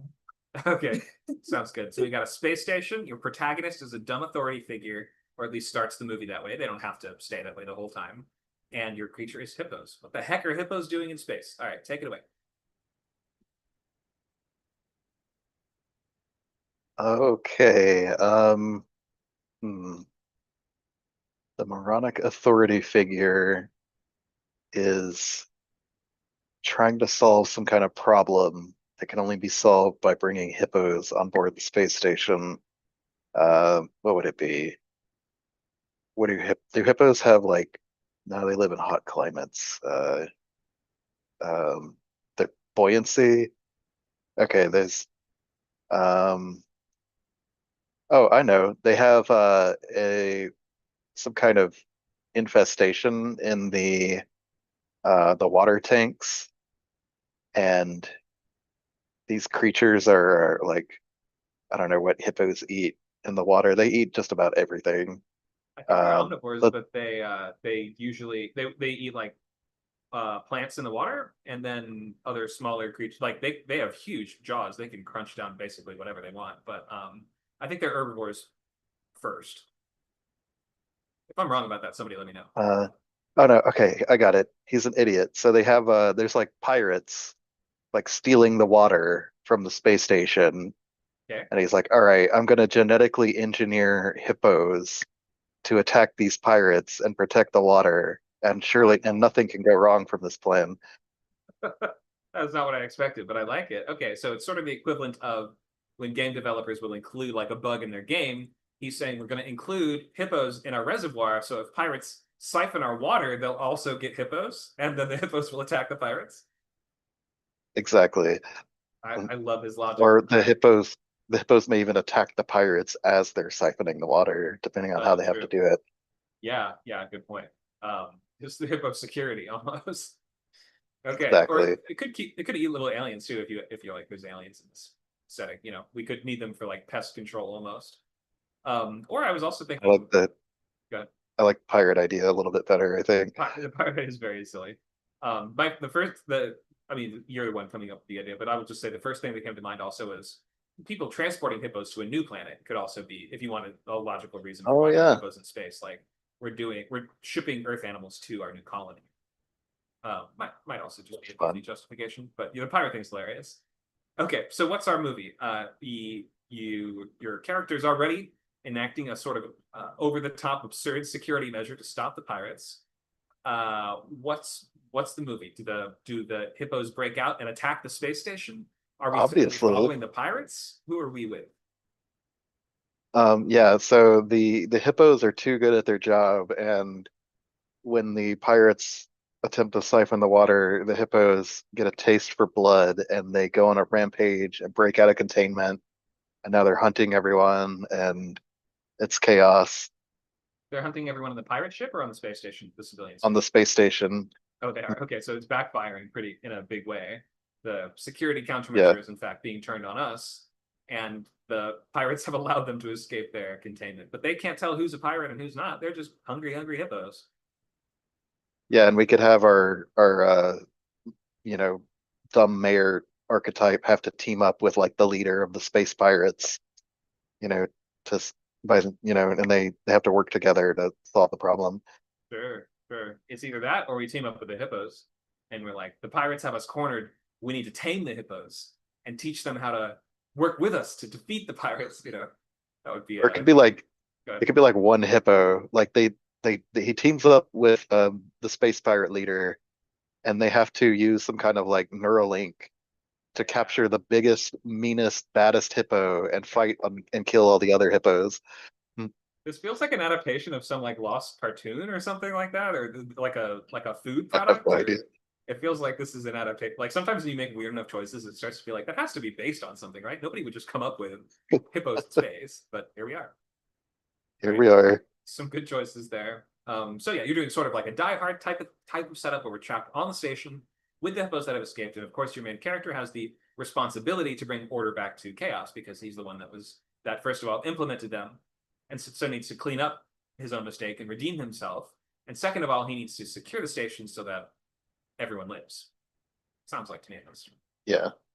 And ultimately come to some kind of agreement with the space pirates over the water would be the resolution. Yeah, we swear not to steal your water anymore. Because who knows what savannah wildlife you've placed in it. All right, nice ideas here. There Hungry, could hungry be a hippos new are status quo at the end where the pirates agree, the pirates are paid in water to protect the station from the remaining hippos. Oh, sure. Or the Jurassic Park ending where we have to abandon the station and the hippos take it over for themselves and we leave nature alone. We allow the hippos to run it from now on. It becomes a Lost World Jurassic Park. Oh, that could be fun. And then like the station could crash on like a colony planet and the cycle could start all over again. There you go. Yeah, hundreds of generations of from the hippo generation ship have now mutated and evolved over time to become this a new breed. It's like what's it called? Pandora. Oh yeah. Pandora with hippos. Sign me up. I mean, Take my money. all right, well done. Dakota, you want to try the next one? Luke, you're gonna get to choose the other silly stuff for him to have to throw in there. Yes. All right, Dakota gets to choose his first one though. Where do you want to start? A creature, an archetype, or a setting? I'll do setting. I'll do movie theater because that Okay. sounds like fun. Okay. So Luke, you can pick from this list. If you have a different idea of a different creature, though, you could pick a different creature. What creature would attack a movie theater? Ooh. I'm leaning towards bison. I don't know why. That sounds fun. Okay. You got bison, you got a movie theater, and now we need a protagonist archetype. What are you thinking? Let's go with let's go with the Survivor Avenger. Okay. I've seen these But, before. yeah. These aren't cows. It's That's no normal. cow. That's a bison. That's impossible. Okay, so What have you got? so it is set entirely in the movie theater. We basically have no other location except for the small main street that this movie theater is in. Our survivor Avenger is coming home, and he is just all he wants to do is spend one evening not having to worry about anything else. He is a ranch hand. He is kind of, he runs a farm out in the middle of frickin' Wyoming or something, right? So like he's just living his best life as possible. But but the problem is that he's scarred for life, not physically, but mentally, because bison are evil. The bison have attacked his family before. That is his core trauma, is that bison are evil, and the reason why they're evil is because the grass they're eating is mutated somehow with this, or contaminated with this fungi that makes them go crazy. And so they basically they go through the town and they attack this movie theater in the middle of like showing like a classic Western marathon, because why not? Oh, maybe that's It's what draws them super- there. Maybe that's why they attack, because they Yeah. hear or maybe they're doing Yep. events around the theater to celebrate. Maybe it was like a Western that was shot in that town or something like that. So they're doing a bunch of Yeah. rodeo style events nearby. Exactly. Yeah. And it's kind of like Twister, where it's like, all because he's trying to, even though he was the main victim, his main goal in life is to prevent disaster from happening again. So he is tracking the bison basically. So he tags them all. So he's kind of like a farmer too, for all these bison. So, but when they break out, it's like, oh, the bison are coming, right? Like, no, the bison. What do you mean the bison are coming? No, the bison are coming. They're gonna kill everybody. And he's the only person that knows how to deal with them through How do we deal with various means. lasso? Well, yeah, shotgun. Lasso or shotgun? Okay, that works. Shotgun is the answer. All right. Yeah, Or maybe a 6-shooter could help. I mean, he is a ranch hand. sure. Yeah, right. Exactly. Like just this is old fashioned Western, like you got any kind of gun, doesn't matter what it is, it'll work. But um, but really the problem would be that they have to figure out how to, stop the contamination because remember it's the grass. So they use a flamethrower because they got to burn it all. Right. And so they burn it all, and they try to burn the bison too, but that only makes it worse because now there's bison on fire. We're gonna have a cookout at the end of And this one, aren't we? exactly. That's the good thing Um, about any creature feature with a unique creature, you're gonna have a big cookout yeah, at the end. exactly. And but the thing is that they're kind of resistant to fire because the algae makes them, yeah, exactly. Plus 10 fire resistance. Oh god. We have to do Uh-huh. ice damage to them. So,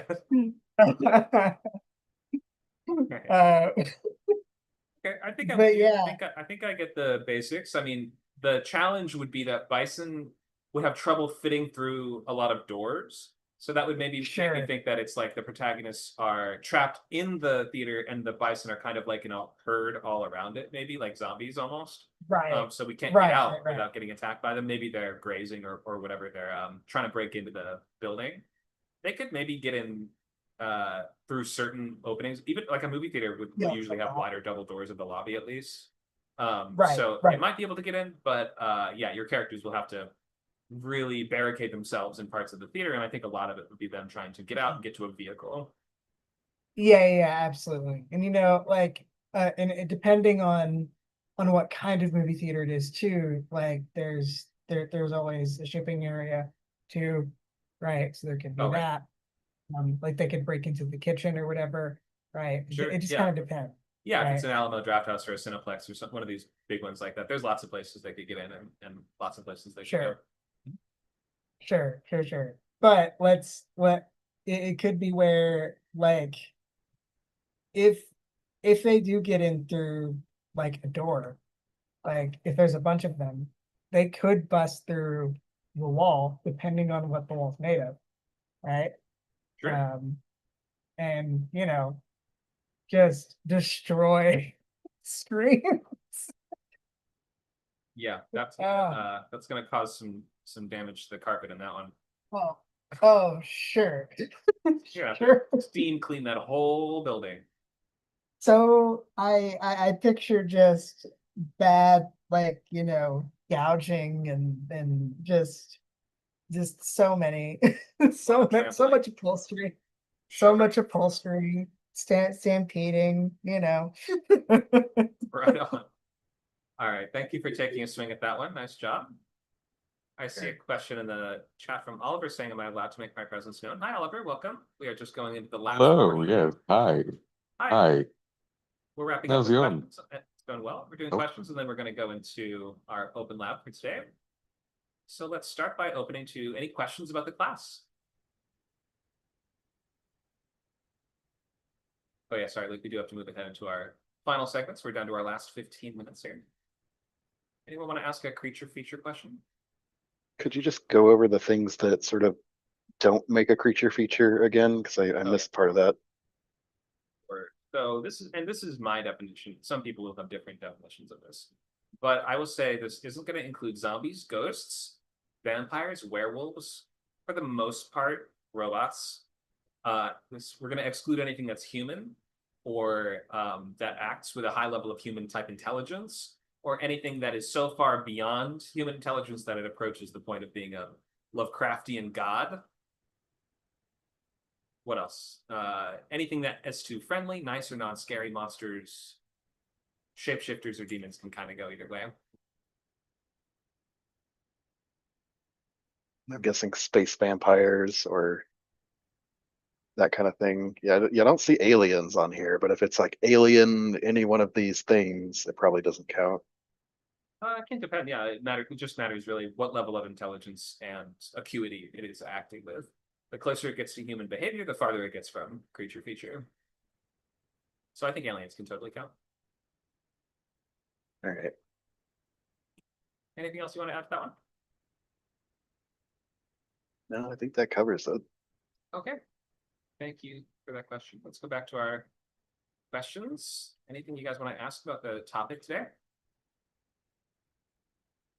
So I just have a more of like I guess it's technically a structure question here. So I tend to call this the too absurd rule, meaning that if you keep upping the ante and upping the ante, like consistently, like throughout, and you refuse to let go of the gas, is that quote a problem? Like, is there a too much is too much or too much of a good thing or something like that?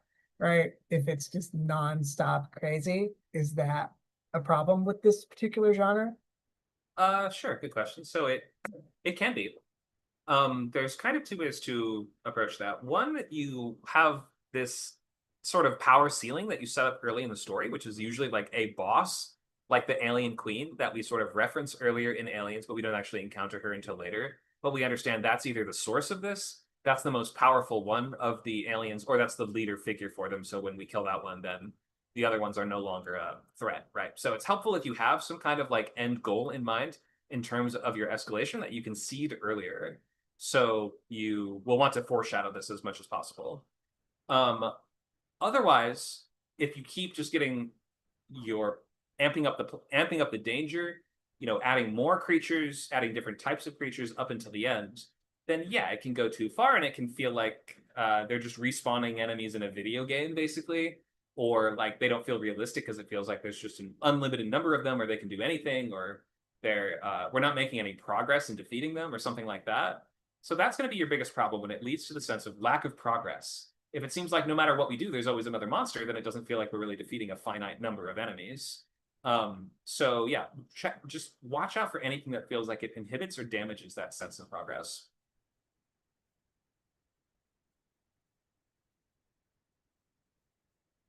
Good question. We could go into that one a lot more in terms of escalation, because that goes beyond just creature features. I have a question.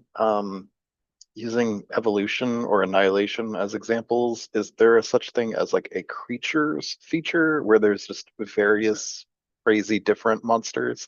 You could call it that. I mean, that isn't a term I've heard before, but like we were talking about the Mist and monster problems and Half-Life and stuff like that, where it's like, yeah, they're all different creatures. They just have some sort of point of origin in common. So sure, maybe you coin a new term there. Go ahead. I have one. I don't do fantasy things, but I have a question. This might be really dumb, but like, can it be somewhat realistic? Does that make sense? Like, think of like a serial killer in London 1850 or something stupid like that, right? That's Sorry. it. So I, that's it. I'm not, I'm not Okay. sure if So I'm not sure if that counts. okay, so a serial killer to me is not a creature because that's a person that's Okay, acting yeah. with deliberate human intelligence. But Yeah. what was the other part of the question? Can it be realistic? Yeah, sure. You can pick a mundane animal. We were talking about Jaws earlier in this class today, which is one of the most famous creature features ever made. That's a normal shark in that movie. That reminds So me. That reminds me of Cocaine Bear.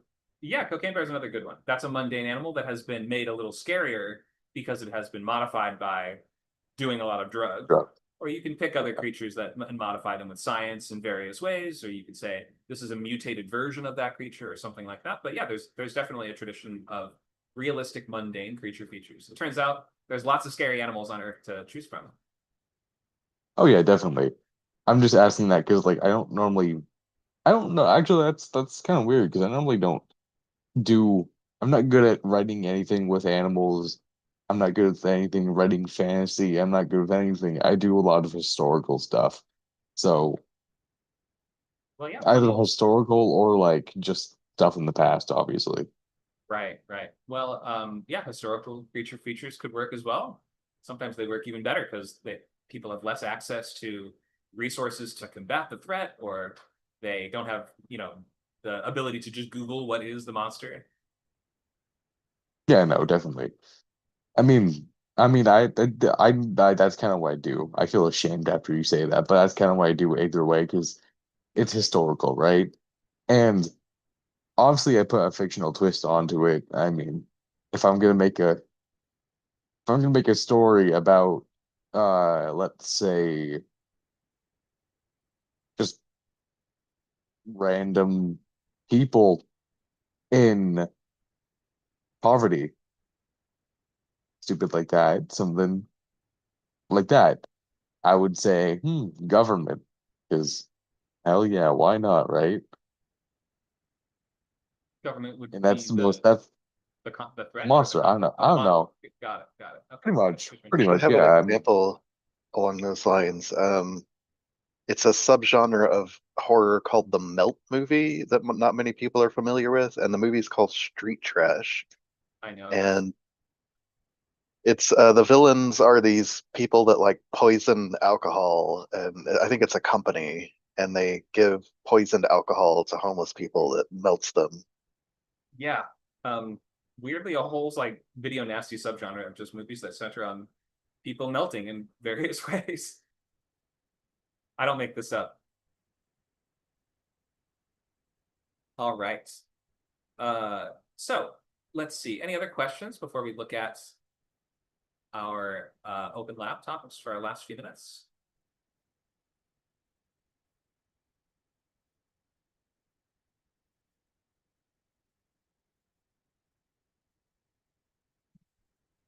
Okay, if there's no more questions for the moment, let's just open for our last 10 minutes up until the 8 o'clock mark. If somebody has a creature or plot line that they want to discuss, now would be a good time. Maybe you have a feature idea that is in some way related to our topic today, or a logline for it, or something I've got a else. feature logline. I also have one I want to turn into a logline. If we have time. Okay, where do you want to start? Let me just post the logline again. Okay. It's the Quivering Mass. That's the title. Yeah, and this is a historical creature feature. Great, I love them. Here you go. Okay. The Quivering Mass. When the entire Catholic Church melts into a single organism, I'm already in. Martin Luther must fight the beast with nail and sword before it consumes Europe. Whoa! It's like a blob, like the Blob kind of thing. Yeah. Okay. And I guess he'd have to like raise his own army or something like that. But Yeah. I imagine in the early stages, he's like fighting a blob monster Right. hand to hand or something, and it's just getting bigger and bigger. And with nail and sword some sort of reference to Like he nailed the proclamation on the church door or something. Like, right. Okay. uh, I wonder what he's nailing to the creature to defeat it, or if he has 95 uh, reasons why it should die, or something like that. maybe he Interesting. could like nail like prayers to it or something. Oh, certainly. I mean, in his time period, we wouldn't have much to go off of besides this is some kind of apocalyptic demonic entity, right? So we're not using science to defeat it. We pretty much would have to use religious scripture or religious tools. It's a crazy idea. It's one of the craziest log lines I've ever read, to be clear. Yeah, that's why I haven't written it.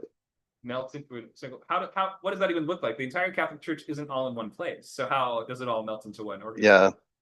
I guess it would be sort of like um they're all like trickling towards Rome as like a stream that's like feeding this big mountainous thing that's just consuming Europe. Yeah, but the heart of it is over the Vatican. Okay. Is the Pope like in the middle of it? Is he like the boss monster like Ramon Salazar from Resident Evil 4, like that kind of thing? Maybe. I don't really want to have like an anthropomorphic like I don't want to have Martin Luther break into the heart of the creature and have to fight the Pope. I think it would just be more fun to like break into the heart of the creature and it's just, a blob monster. A blob, right. Okay, understood. Well, it's a crazy idea. I don't quite see the logistics of it, just given how crazy of a concept that is, that you say like the entire church melts into an organism, whereas like the church is a concept. The church is like many different places and groups and congregations and so it's just hard to sort of see that immediately what you mean. I could see it a lot better if it starts out with like his local church or something like that, or you just set it at the Vatican. So you could say like the local congregation all turns into a giant blob. Now your character needs to defeat it. What to if save it was Go ahead. I think we could do all the cardinals and pontiffs and I don't know. There's a bunch of like priests and that kind of people like in the Vatican. Maybe that would be big enough for a monster without doing this like apocalyptic, impossibly large entity. Right. Yeah. Also, sort of hard to imagine how your character is going to kill it with just a sword. Like, I might consider including another relationship instead, where we understand that does he have to, if he doesn't have the tools to defeat this thing on his own, who does he have to work with to do it? Or like, is there another person you can kind of include here that gives us a greater sense of the direction of the story, or how it will evolve, or what the progress is going to be, or things like that? So Probably have to do some research on Martin Luther's life to Sure. figure out what that might look like. Okay. Some unlikely alliance that was around during the time. Oh, yeah, good work. Henry yeah. VIII. Oh, that. Why not Henry VIII? Like Martin Luther has to team up with Henry VIII. Like, come on, that's hilarious. And find a way to. Yep, I could too. There's something pretty goofy and pretty fun there. So nice Anyway, originality. Go ahead. the one I want to turn into a log line is just called Dinosaurs from the Moon, Okay. What have you got? and that's all I have. That's all you have. I just have a title. I don't Okay. know anything about it. So- So maybe we should open up to someone else since we only have 3 minutes. I don't know if Yeah. anyone else has anything. I'll ask you a question, then I'll come back to you later. First of all, is it set on Earth or set on the moon? From the moon sounds like Set it's on Earth. It is on. Okay, got it. Good stuff. Okay, so give that a few minutes thought, but we'll open the floor just for a second to see if anybody else has a question, thought, or comment before we continue. Anyone else?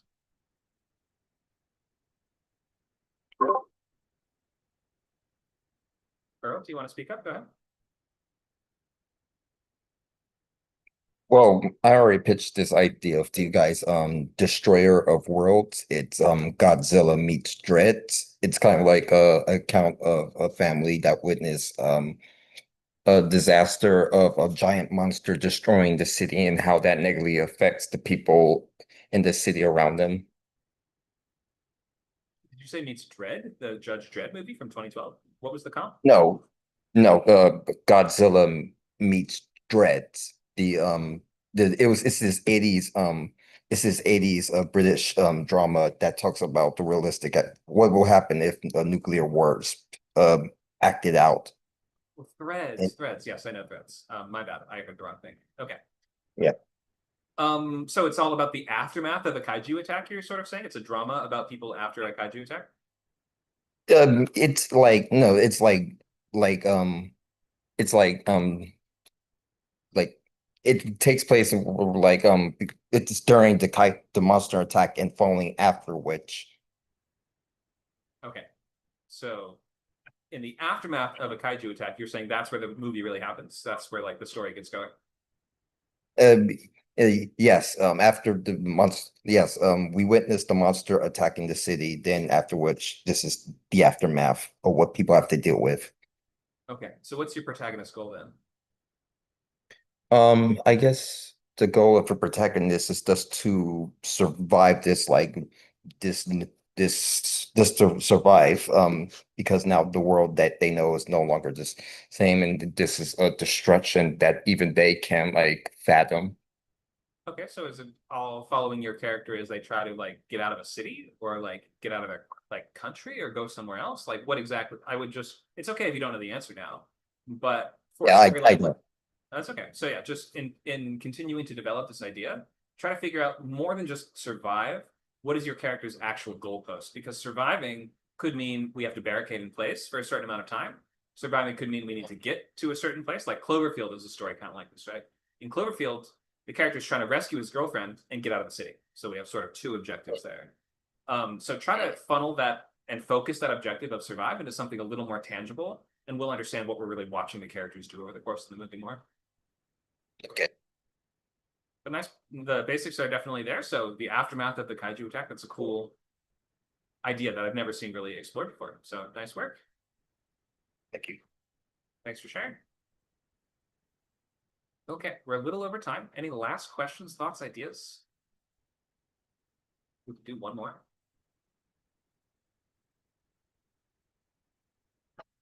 I think I'm good. I like that idea a lot. That sounds like a fun movie. Yeah, Girls that's cool. movie. And we have Lab Tomorrow as well. If you want to talk more about dinosaurs from space, Luke, or anyone else, that Lab Tomorrow is from 4 to 6. Could also workshop it in sci-fi group. Sure. Figure out the log line. Yeah, that is Thursdays at 6 p.m. For anyone looking. Maybe like Mars Attacks meets Jurassic Park. Yeah, there you go. Easy one. Was there a movie called Iron Sky? Where no, that was Nazis from the movie, I think, not dinosaurs. But Yeah, for some reason, there's I thought they had dinosaurs in the dinosaurs too. sequel. Oh, there are. There are. Okay. In the sequel, they go into the Hollow Earth, and Hitler is a lizard man who rides a T-Rex. Well, I knew that, obviously. Where's the fiction, right? Where's the lie? All right. I love Hollow Earth stuff. Pretty much the only good thing about the new King Kong movies is that they have Hollow Earth sequences and like some pretty cool visuals attached to that. All right. Let's wrap up. So thank you all for coming. This was a one-off class for our Halloween spookening season. The spookening will continue next week with found footage in the same time slot next week, Friday, 6 to 8, same day. We also, thank you, Nacho, have a bunch of links in the chat where you can sign up for the upcoming boot camp slots. We have a novel boot camp that's running all the way through to the end of the year. We have TVE, which will teach you to go from will take you, I should say, to go from idea to finished draft of a new pilot. And we have this new session of features, which is starting up too, which will be action horror themed. Might be relevant for some of the stuff we talked about today. And that one will be moving to the Sunday slot from 11 to 1. We also, we haven't made our official announcement or sent out the email yet, but we are ready to announce the dates. Sunday, October 26th from 12 to 6 in LA in Boyle Heights. We are going to do a horror writing intensive day workshop. So you'll go from idea to full outline, meaning either story beats or scene cards if you're feeling ambitious, of a brand new horror feature in person a couple days before Halloween. That is downtown in LA. We hope to see you guys there, and we'll have more details about that soon. But I've checked out the space, and we seem to be 100% go for that one. All right. Thank you all for coming by, and we'll see you soon for your next script camp class or event, such as novels tomorrow from 12 to 2, lab tomorrow from 4 to 6, or TV on Sunday from 11 to 1. All right. Thanks, guys. Have a good night. Thanks, Connor.